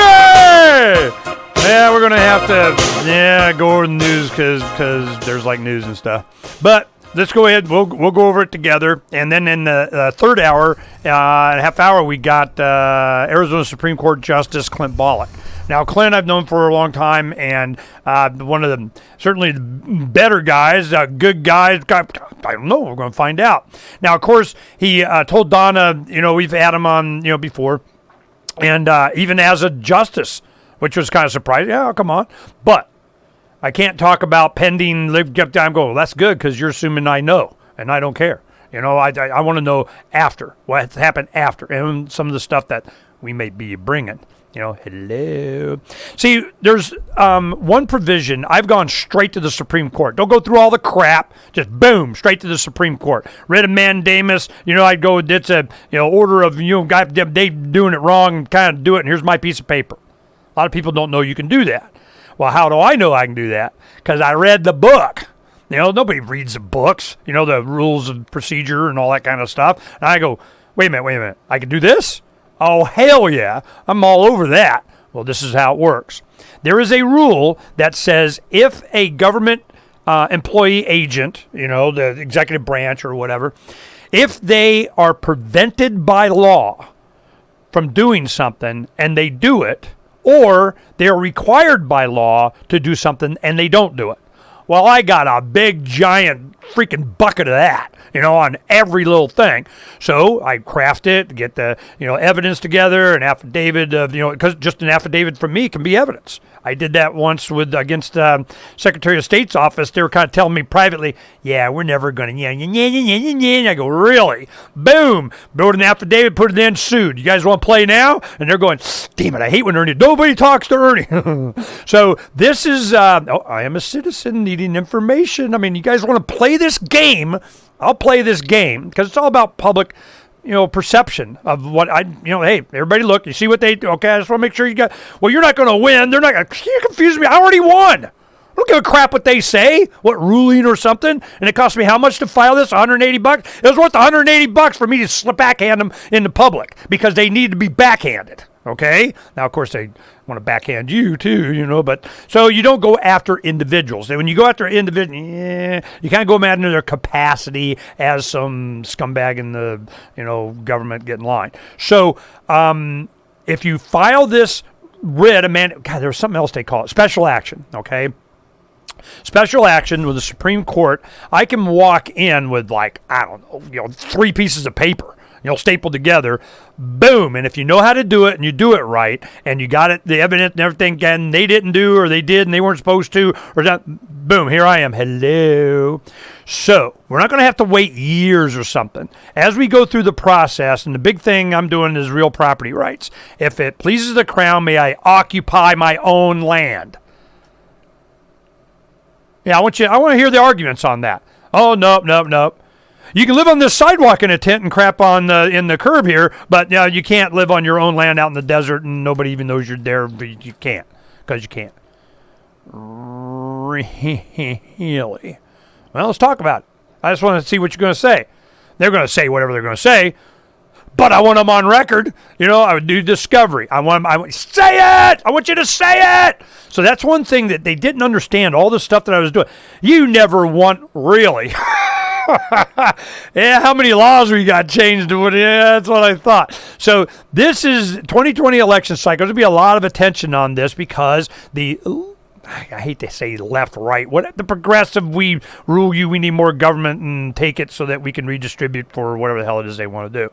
And I'm going. And then you go to the higher end. They use the same philosophy, but they want to have the taxpayer pay for their ivory towers in the sky of the new smart city of the Matrix plug in the back of your head with your vaccines. So this is coming. Well, what's the public opinion? They don't even know what the hell's going on. Do you blame them as they got their freaking Uncle Sam grabbed the back of their head and they're taking their nose and grinding it onto the grindstone? Get to work, boy! How much other time do you have to even put your head up and see what the hell? When you do, something happened like vaccines. It's something as simple as that. You destroyed your family, by allowing them to yada, yada, yada. Man, that's a regret. Big, giant regret. You don't want that kind of regret. So what happens when you don't get vaccine and your kid gets sick with whatever and debilitated because of this? Is that a regret? Of course it would be. Were there natural things you could have done? Is it, so you got to make an individual decision and be able to live with it. So you need information. You need to do your due diligence. Well, this is what's happened with the search engines. They've taken away that information. It used to be, I used to say, look, it's just a truth button. The internet's a truth button. You always find the truth out there. But there's a bunch of crap. It's all lies and kind of, it's not validated, kind of white, shiny lab coat with the stuff somebody said and the shiny badge of approval. And I go, yeah, but the truth is out there. And if you look enough, you can find it. Not as much anymore. Because the truth that's out there, they kind of get obfuscated. It's banned. You're not allowed. You're not, so people coming. The whole vaccine education summit that we did a couple years ago, there's the only thing that's clear in my mind that just, that stuck with me was in the front row was a young woman in her 20s that went through the price. She thought she was doing her deal. I'm going to go and research and do and kind of whatever. Her child gets vaccine damaged. And then, of course, when she's doing some check, finds out that there was a bunch of problems. They just It's not on the front page of Google search. It might not be on the second page. It might not be searchable because they just clicked it off. And this kind of, I'm like, I hate this. I don't want to wish this on even your worst enemy. I mean, you don't want this kind of stuff. It's just bad karma, man. But I'm telling you, it is so inevitable that you're going to piss off so many people, and this is the civil war they're talking about. It's not going to be blood in the streets. It's just going to be, I break with thee, I break with thee, I break with thee. And you throw a whole bunch of dog poop on Uncle Sam's shoes, and you're done. And then you redo another government to best serve your interest, if any. So I am pretty confident in the path that we're on and supporting guys like, Anarchadelphia and Anarchapoco and Anarchavegas and Anarchazona, because there's going to be a bunch of anarchas. And what are we doing? Think about it.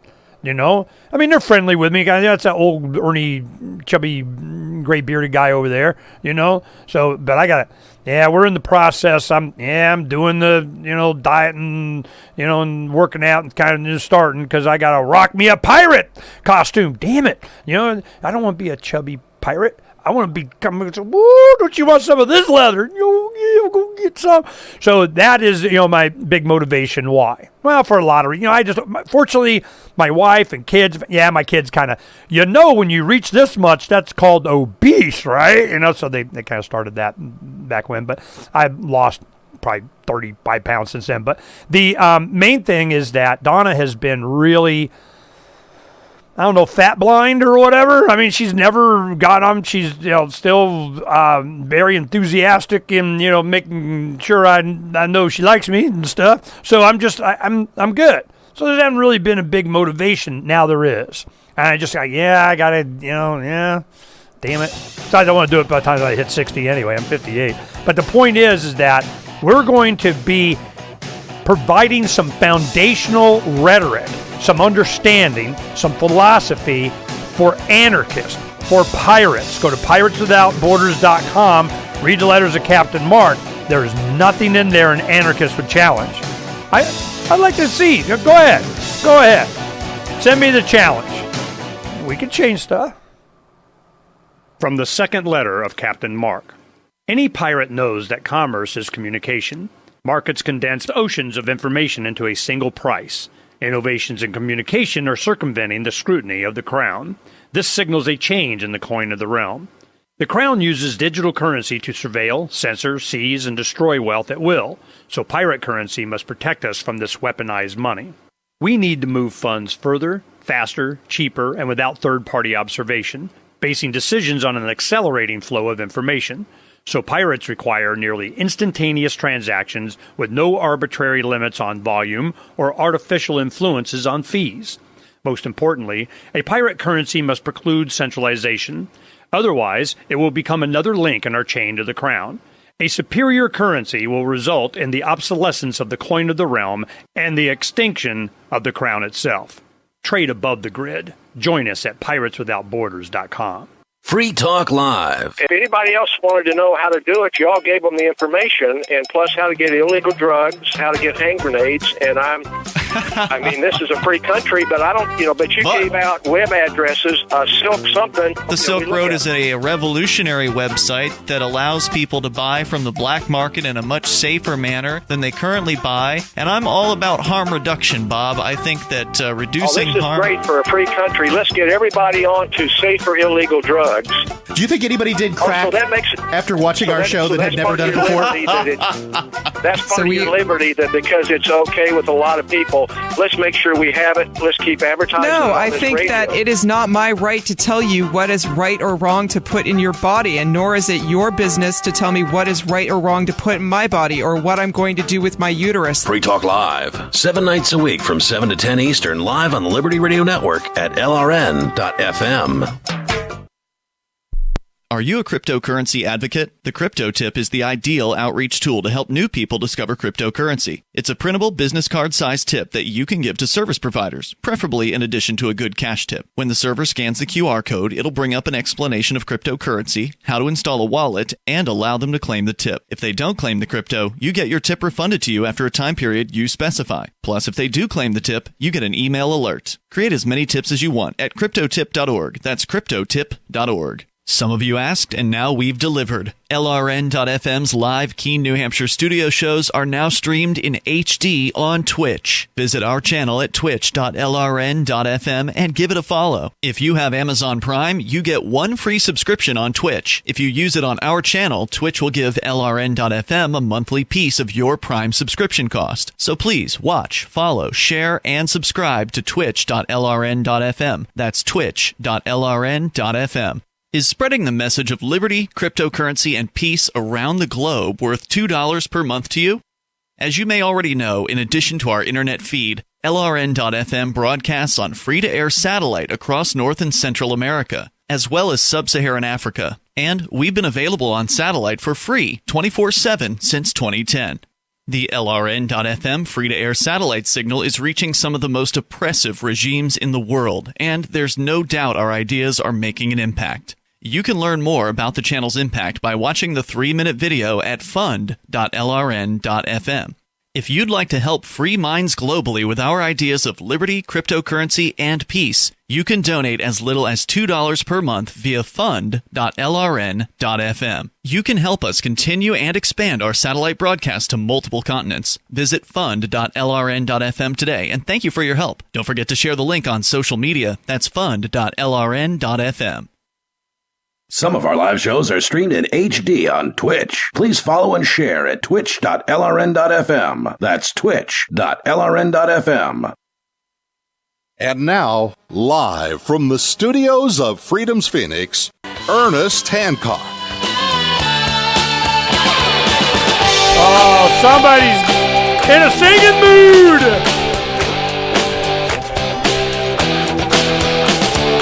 More feeling! Actual factuals. That's a day after September 11th. And how you feeling? How you feeling? You know, I tell you, I'm feeling pretty good because a lot of stuff has been accumulated and getting out in the general public opinion of the lion sacks of snot. You know, I'm just, yep. What shall we do? All right, I want to show you this. Now, Float has this live stream that they're doing. So Float is doing this. I'm going to talk. I'm going to see if we can live stream it and get in kind of. All right. I'll talk to Kingsley and Aaron and see if we can make a big woohoo live Float stream thing or something. And man, that's a whole nother layer of crap. All right. Well, damn. All right. Well, yeah, but to do it you got to have a good stream. Do you use a hotspot? I mean, are you going right into the hotel? Oh, you want to plug into the that'll be $500. You know, that's how this crap works, you know? And it's one of the things, and they don't even do it. It's another provider it's that kind of crap. So do you have hotspots that will it give you, the signal? We have done hot live streams before, just, people just doing it. Half the people in the audience are sitting there live streaming, their phones. So we may, have that, who's going to be the person? Who wants to do it? You just do it. And a lot of them are just going to do it.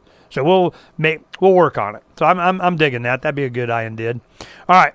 Now, when you go into the site and you say, I'm going to go ahead and watch some streaming, or we get the audio or the visual, we keep adding more and making it better and such. And but YouTube, I'm shocked it's still up there. Facebook didn't last very long. We don't like Ernie. So I don't think it's streaming on Facebook. I mean, it might be. I don't know. I don't care. But I should even at least put the link up there to see, because I was surprised that it went as long as it did. Now, YouTube is there, and I get an email from an activist, IT guy, and he says, hey, man, this one particular show he wanted to get, and he goes, it says, video unavailable. This is on YouTube. The video contains content from WMG, whatever the hell that means, who has blocked it in your country on copyright grounds. It was a live show. I have no idea what that means. It's because they can, okay?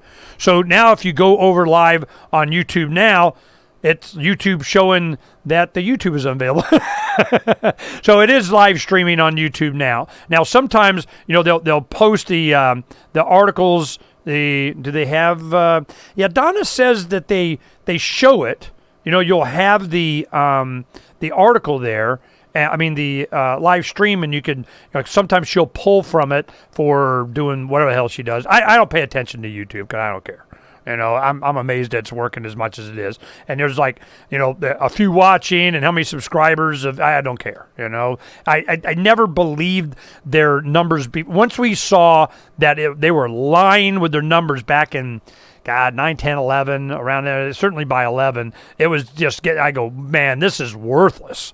Because it's not anywhere near the tracking that we were getting on our own site tracking and so on. I'm sorry, Donna, what? I have some input on that. Last night, when you guys did the Corbett show, usually the video posts eventually later. Yeah. It's not up yet, so I don't know if they censored it or whatever because it was a 9/11 thing. Hell no! They're like, how did that get out live? FYI. How'd that get out live? Those slackers. See, a lot of times people, what would they do? They'll spend all their time complaining and whining and going, and we ought to make them do whatever. I'm going, all the effort you guys are putting in trying to make them do what you want, you'd be better off just doing your own. Getting their own.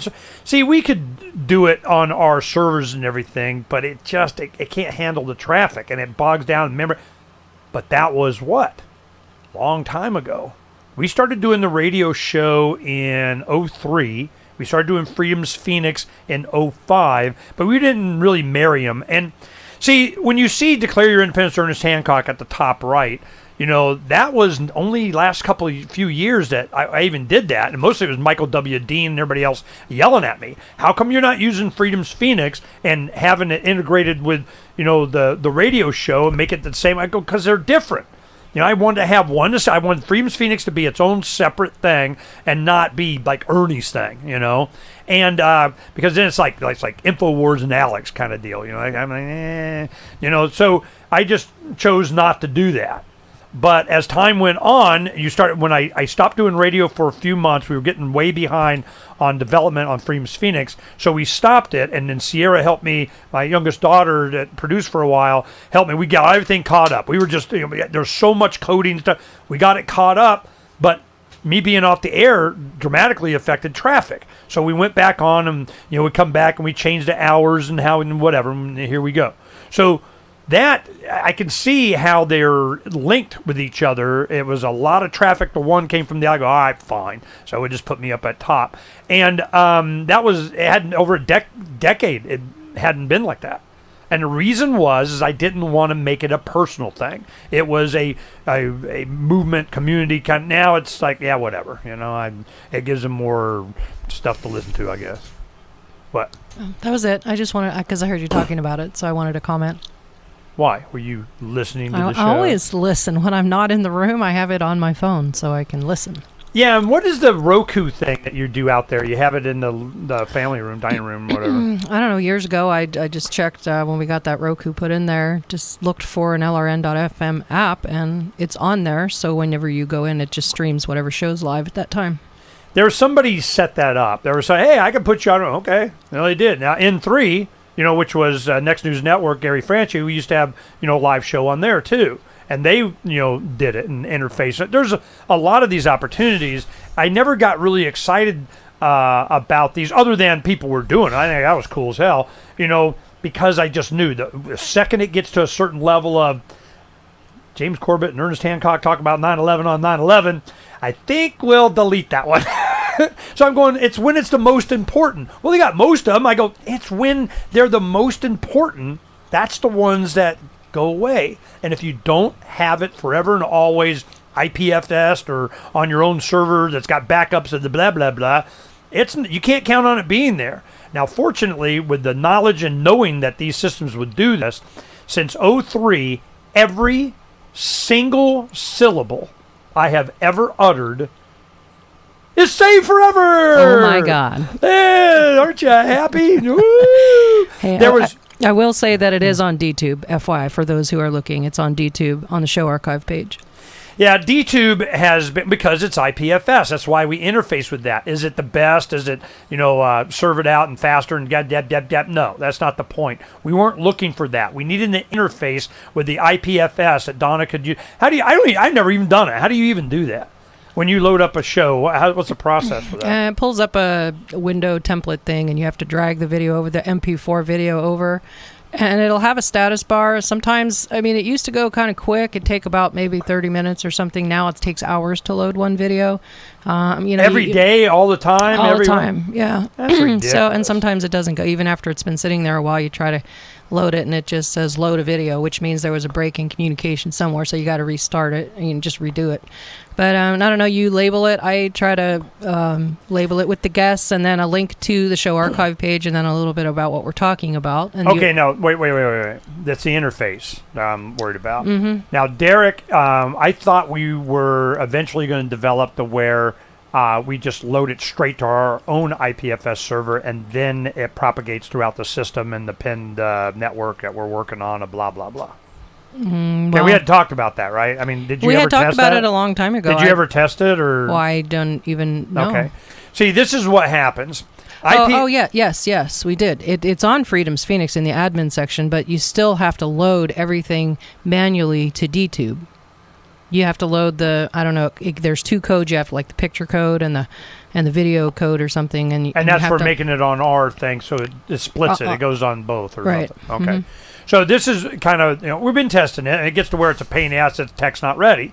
Because what we wanted was to be able to put it on our own IPFS servers, and then it propagate across other servers, and, it's a pen file with our own community of liberty. We've been testing a lot of this stuff.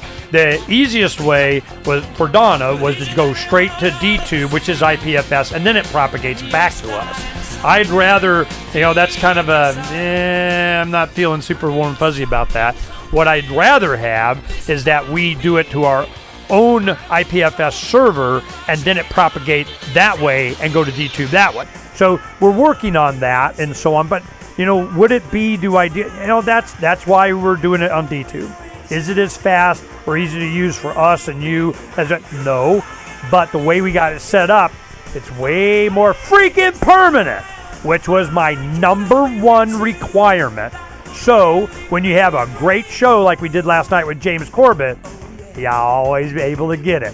Yuck. What's your priority? I've been told no in many different ways. I give you an order and you're going to obey it. George, you can go this way. You can do that and you have to leave here. You cannot bring signs into the rally. Walk with me. Well, I'm comfortable here, actually. Whoa. Hey. Who do you think you are? Excuse me. There is no video and audio allowed in this office. No, I have work today. You ain't gonna make it. Wait on the counter. Now. Wait a minute. Hey! Oh my God! Unbelievable! Why are you running from me? Because you scared me. What am I being detained for? You're being served. What is this? You're being served. What is this? Bureaucrats have a funny way of telling people no. That's the sound of the men working on the chain. Derek J's Victimless Crime Spree. Watch it for free and order the Director's Cut DVD at victimlesscrimespree.com. Did you know you can listen to LRN.FM via our free-to-air satellite channels? We have channels over nearly all of North America and much of Africa. Hey, good morning, Clint. This is Donna. Can you hear me? Yes. Great. Do you hear me? Yep, we're all good. Just real quick on the show, we stream it live. We video stream it. So if you and Ernie are talking during the break, it's going to go out on the platforms that it's streaming live on. Like we have it on Freedom's Phoenix, YouTube, Twitch, D Live, and Float. So all of that just streams live. So FYI. Okay. And now we go live at 6 after, so we have a few minutes. I'm going to put you back on hold, and Ernie will be with you shortly, okay? Sounds good. Okay, thanks. Thank you very much. It's amazing. Doesn't matter what the time pressure is with you.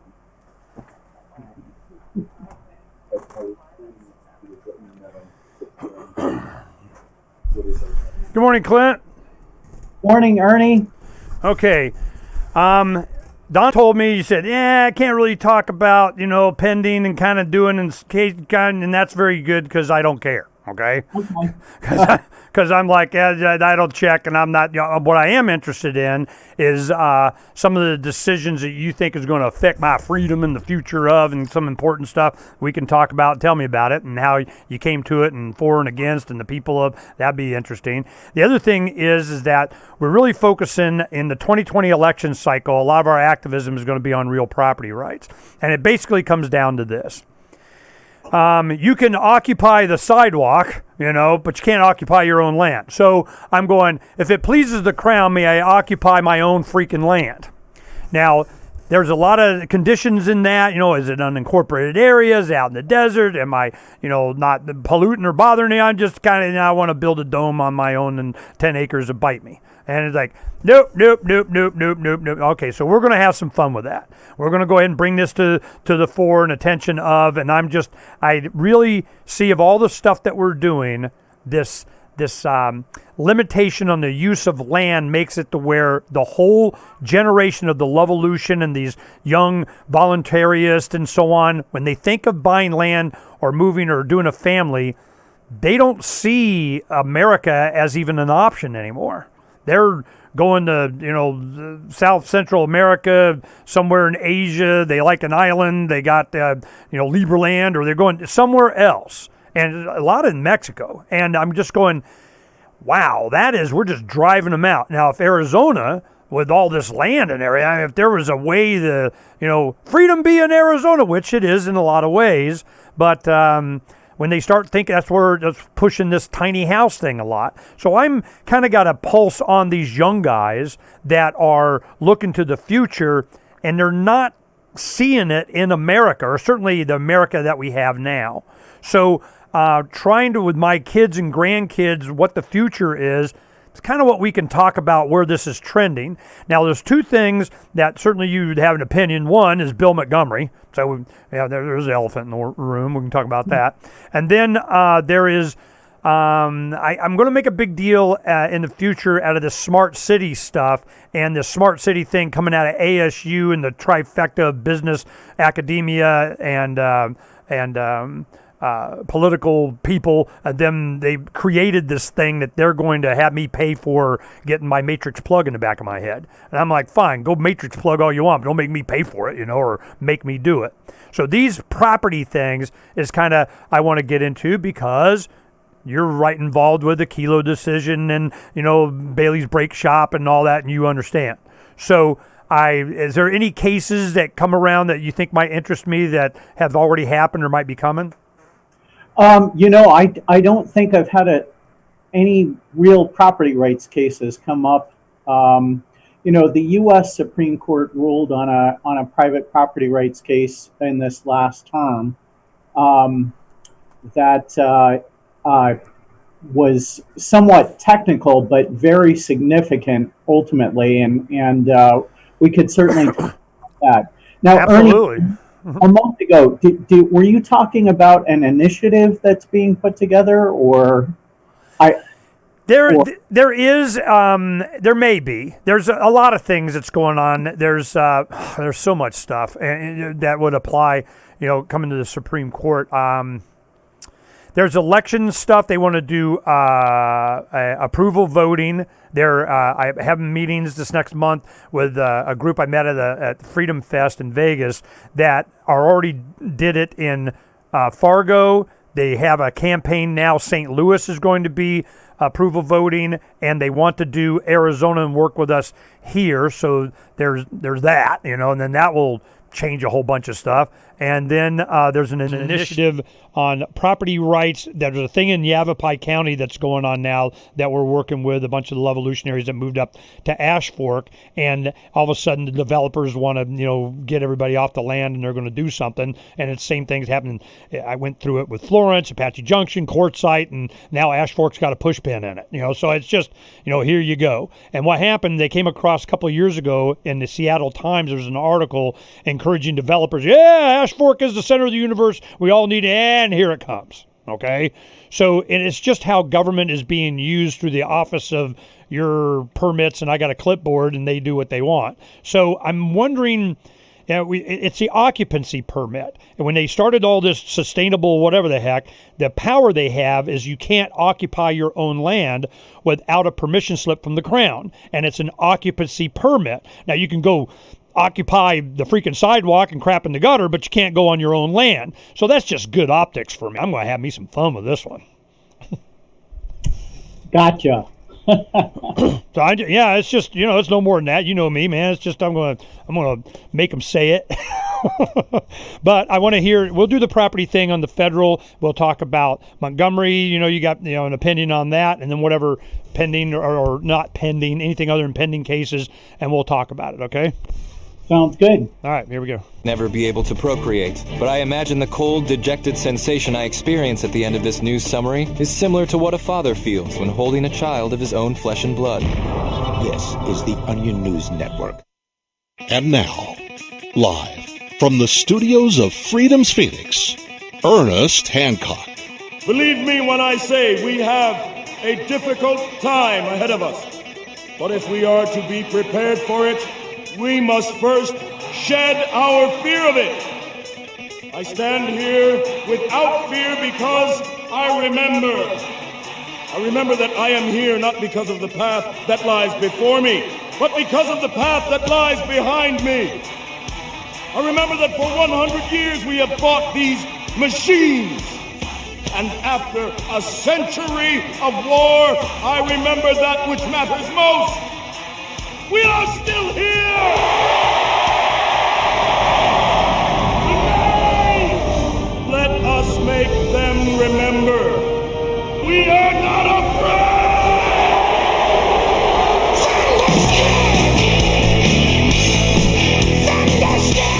Undefeated, and declare your independence from Ernest Hancock here in Phoenix, Arizona, from the beautiful studios of Freedom's with an S, Phoenix.com.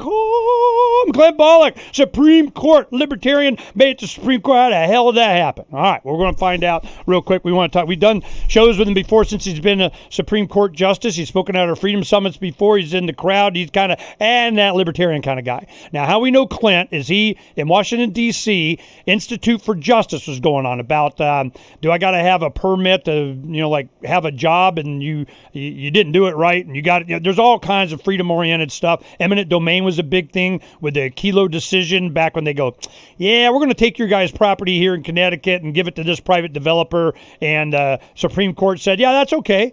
Eminent domain for public use. The public use was the public coffers get filled more, they make more tax money, so it's public use, and we're taking your land. What? Well, this sent a reverberation around the country, and Clint was at the front of that here in Arizona.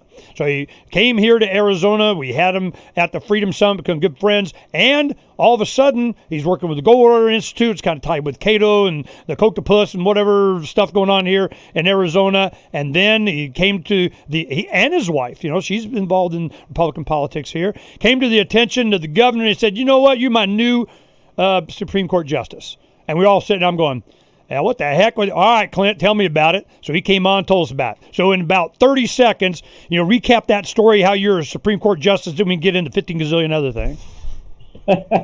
Ernie, it's good to be with you. And, it's still hard to believe that I am a justice of the Arizona Supreme Court. Very, very excited. In my fourth year now as a justice. And basically, I applied for the position. We have a merit selection process. My name went to the governor along with 6 appeals court justices.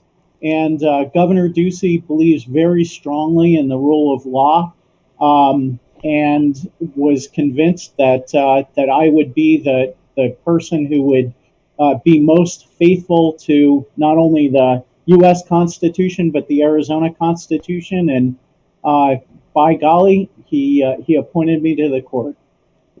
We are all very happy to see that. Now, there's, but I haven't been keeping track of all, mostly because I don't care. Government, you know me, man. I'm just like, yeah, whatever. You're still voting. But, like Mark Victor, criminal defense attorney, he's all like, man, Ernie, there's going to be courts. There's going to be some kind of adjudication. There's going to be some kind of government. There's going to be some kind of voting. There's going to be some. Yep, probably. It may not be this one, or certainly they're going to live up to the promise that they made me of how they're going to do it this time and defend rights. When the government, that's why the show is Declare Your Independence. If they're not defending individual rights, it's time to alter or abolish. So I'm in the ignore stage. But, we're gonna have something out there. Well, I'm glad you're up there representing. Where's the trend? Are we going towards more freedom? Where are you slowing down the pendulum? You're speeding it up in the right direction? What? Tell me everything. Well, there's two trends that I think are very positive from a freedom standpoint. The first is that we have justices on the U.S. Supreme Court, particularly Clarence Thomas and Neil Gorsuch, that are very interested in defending individual rights and reading the Constitution very, very strictly. In other words, to protect our individual rights. Gorsuch, in particular, has been a wonderful addition to the court. And the idea of the Constitution's text governing, you mentioned the Kelo case a few minutes ago, and that was a case where the court ignored the language of the Constitution. The Fifth Amendment says that eminent domain can be used for public use. And a majority of the Supreme Court said, well, public use really means public benefit. And those words couldn't be more different in their consequences. So we now have, I think, a number of justices up there who will read and enforce the words of the Constitution. The second trend that I think is very positive is a renewed interest in the protections of individual rights and the constraints on government power in state constitutions. Every state has a constitution, and every state constitution has greater protections for individual rights and greater constraints on government power than the U.S. Constitution does.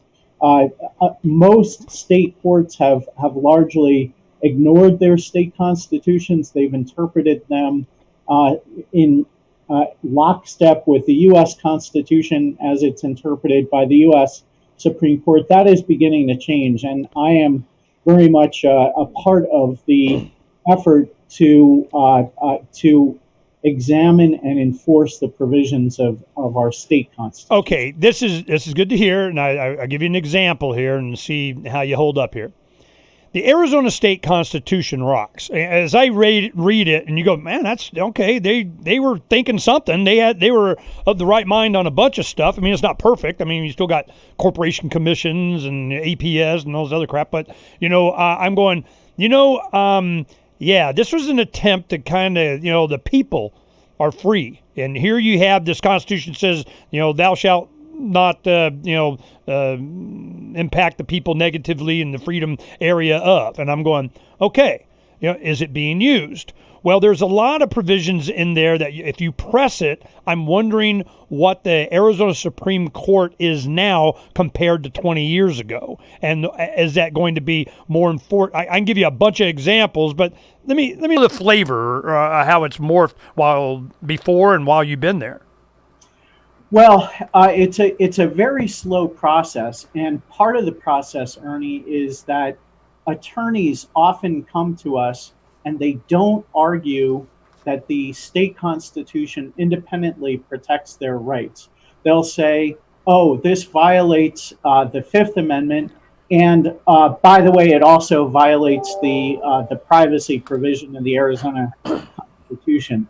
And trying to convince lawyers to make independent arguments under the Arizona State Constitution is the first task. And that's one that I've been very deeply involved in. And I've written some decisions in cases that either might have come out differently if there had been a robust state constitutional argument, or certainly would have been more easily decided. And I'll give you one example of that. We decided a case involving the installation by the police of GPS devices to basically monitor where commercial vehicles are going. And this particular case involved a commercial vehicle that was used in drug transactions. And the court and the police did not obtain a warrant to install that GPS device, and they monitored this car's activities for quite some time. And a majority of our court, it was a 4-3 decision, and I was in the majority. We ruled that the police need a warrant in those circumstances, and we looked at the U.S. Constitution, and I have to tell you that the jurisprudence by the U.S. Supreme Court is almost unfathomable. For example, we need to determine whether the privacy interest that was asserted is one that society is prepared to. Now, wait. The privacy interest cited was one that what? That society is prepared to accept. What? Exactly. And this comes right out of a U.S. Supreme Court case. See, that's my point. By the time you get worried, Clint made it on the Arizona Supreme Court. How the heck did that happen? What flaw does he have? Well, by the time you get to the U.S. Supreme Court, lots of flaws. Sixth letter of Captain Martin. A pirate's life is characterized by voluntary interactions. Unfortunately, the Crown presses everyone into involuntary servitude. Landlubbers believe slavery was abolished years ago, but the Crown still claims to own us when it crimps us into service against our will. Given sufficient ambition, it would gladly draft thousands of hapless victims to kill or be killed. It's simply slavery by another name. Landlubbers are routinely commanded to serve the so-called justice system in jury duty. But before you swell with civic pride, consider that how you feel is irrelevant to the Crown. You will appear as ordered or face punitive measures. The Crown insists that you participate in your own oppression. A jury summons provides pirates with a unique opportunity to obstruct injustices. A juror can vote not guilty, even if it's proven the law was violated. A juror can acquit for any reason at all, and not even a judge can reverse that verdict. Receiving a jury summons is basically winning the sedition lottery. But if you reveal that you know this during jury selection, you'll probably be dismissed. If the Crown foolishly crimps a pirate into jury duty, it behooves the pirate to conceal their intention to nullify unjust laws. If a master takes 100% of your labor, it's called slavery. But if they only take 50%, they call it taxation, a difference of degree, not of kind. Whether the Crown claims a fortune or a cent is irrelevant. Most of all, a slave owner desires contented slaves, meaning thoughtless ones that accept their bondage. These house slaves see no contradiction in being drafted in a war to end slavery or summoned to a jury to prosecute tax evasion. An ideal slave knows no higher call than the master's will. The Crown's highest ambition is that its slaves revere the authority that subjugates them. But the Crown does not own me. I will not surrender my time and treasure to the Crown's ambitions. Join the conversation at pirateswithoutborders.com. Bitcoin. Yeah, pirates.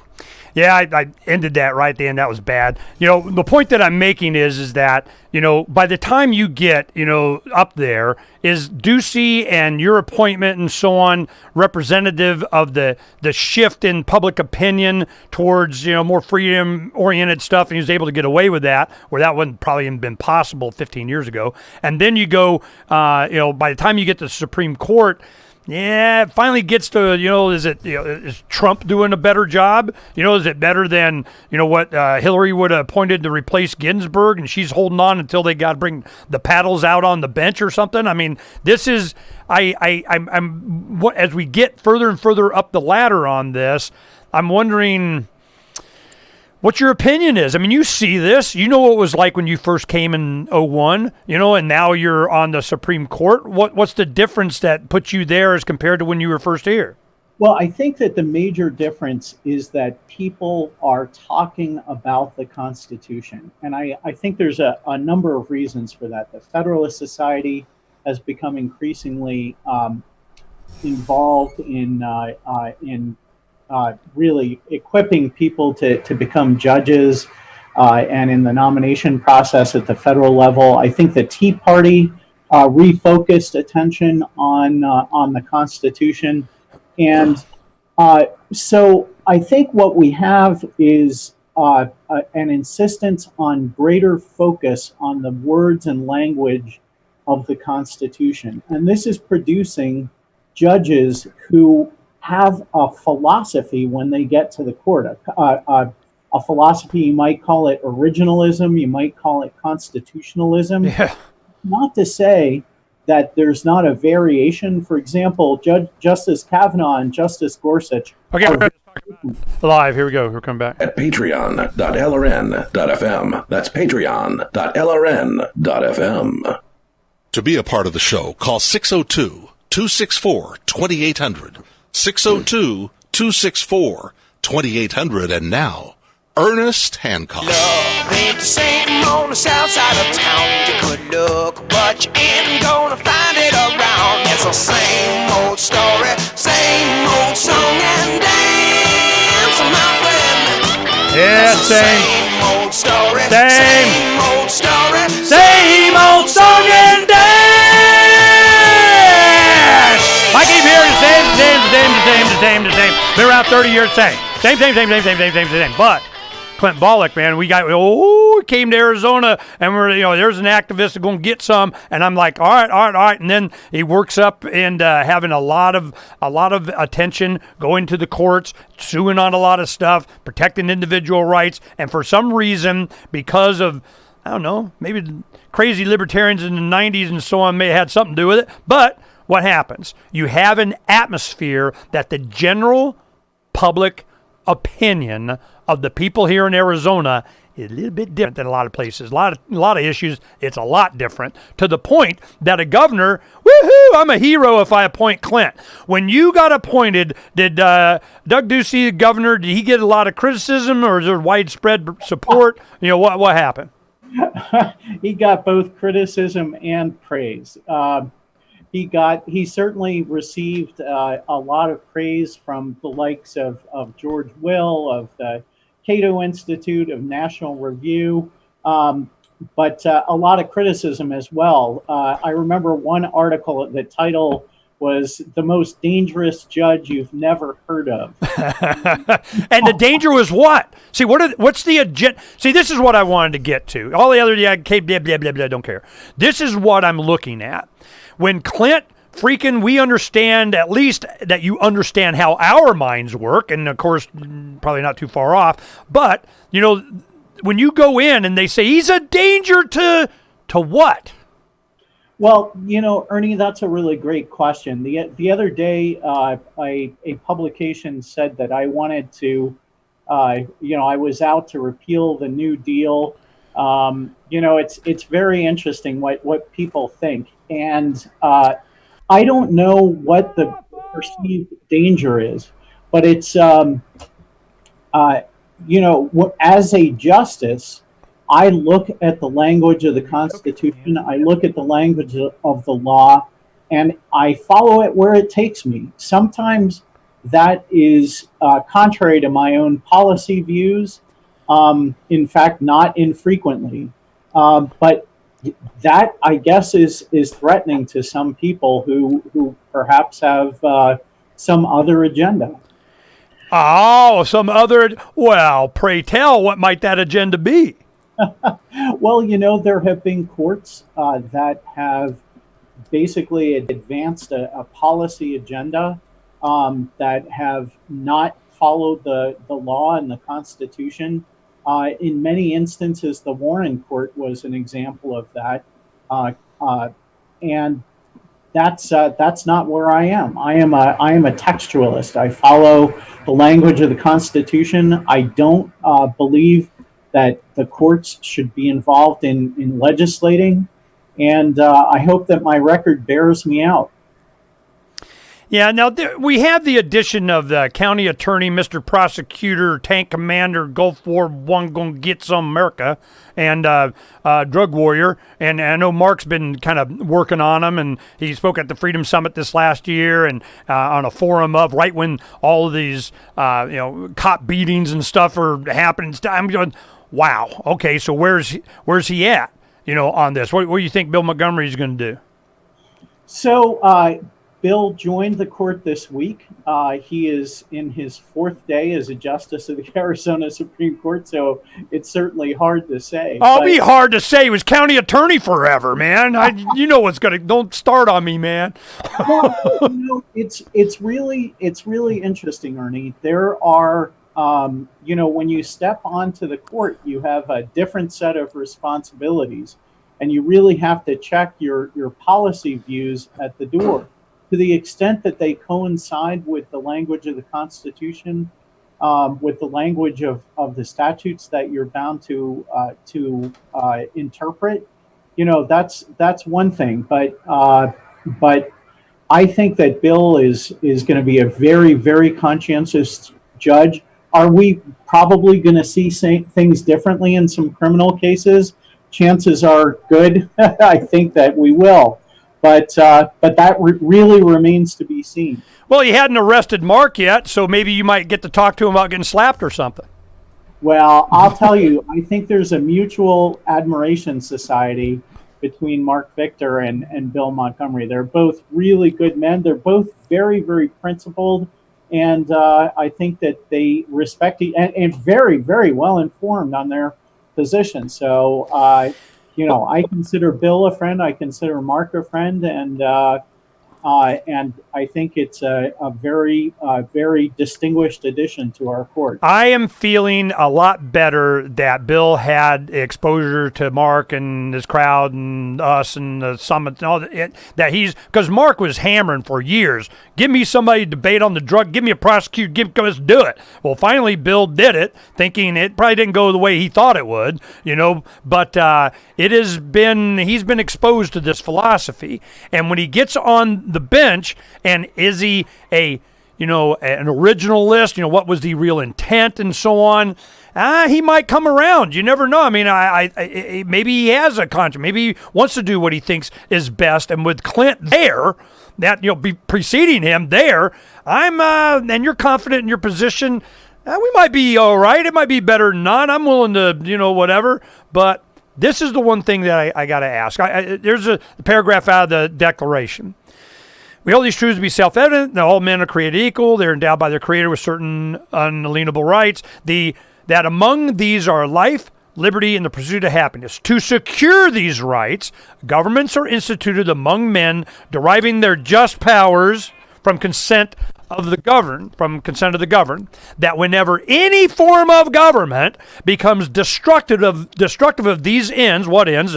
Securing individual rights, it is the right of the people to alter or abolish it and institute new government, laying its foundation on such principles as organizing its powers in such form as to them shall be most likely to affect their safety and happiness. Prudence indeed will dictate that long established, you don't want to just change for light and transient causes, but at some point under such despotism, it becomes your right, it becomes your duty. So my thing is, in the Constitution, when I come up and I'm going, look, the whole purpose of this government was to secure my individual rights, and you're not doing it. You're preventing, you're this, you're that. I can go on about blah, blah, blah, blah, blah. So if you're not doing it, then what the hell good are you? You see my point? So when the Declaration of Independence, does that ever come in to an originalist interpretation of the Constitution? Does the Declaration of Independence have a role at all in adjudication? Of course it does. When the framers of the Constitution obviously believed very, very deeply in the Declaration of Independence. That's a whole good. We don't want to cram it up against the break here. We're going to talk about, we come back. Declaration is part, in fact, in the Arizona Enabling Act from Congress to create a state, it says it shall be Republican in form, and you can't violate the spirit or letter of the Constitution. So the Declaration of Independence. It made the Declaration part of our founding documents for Arizona. Is oral health important? You understand what I mean by that? Oh, yes. This is when we did the Enabling Act. It was, God, why was I doing it? Oh, yeah, it was my lawsuit about when they did the baseball stadium thing.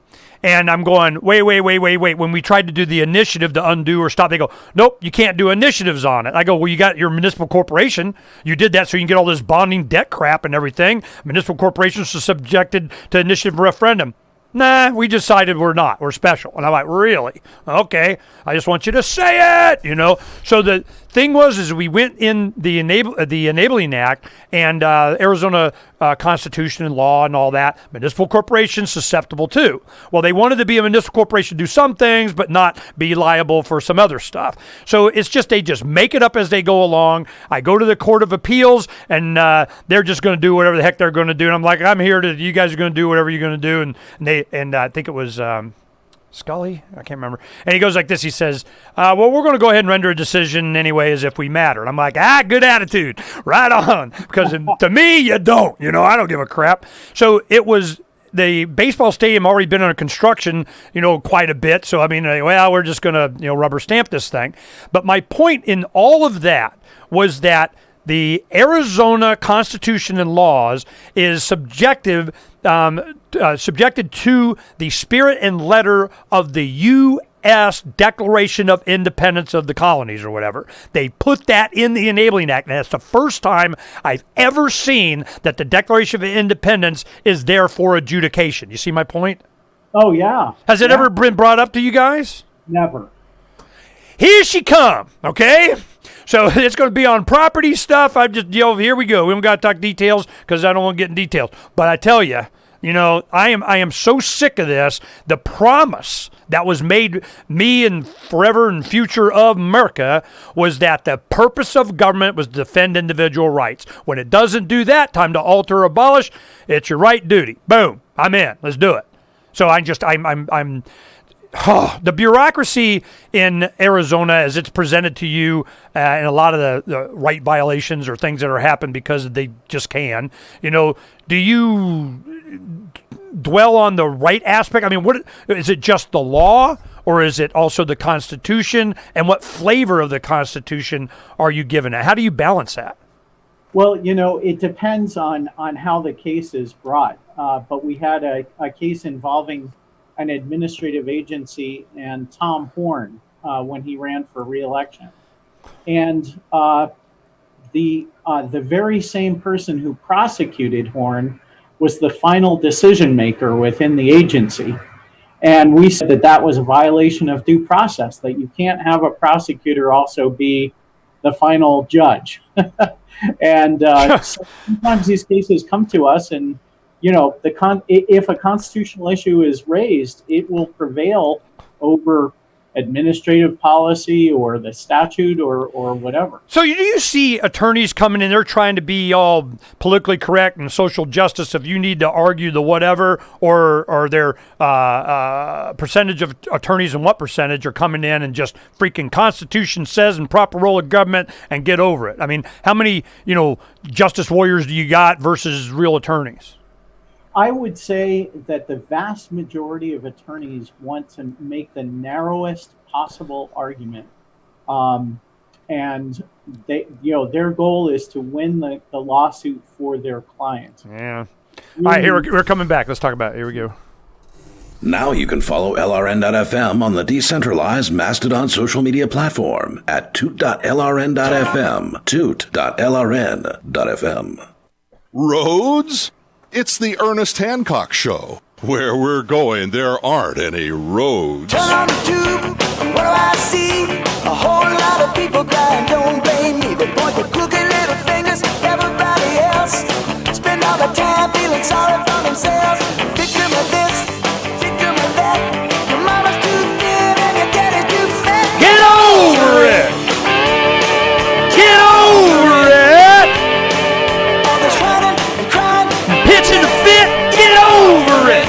Get over it! Woo! The Eagle! That's a Clint Bollock, era.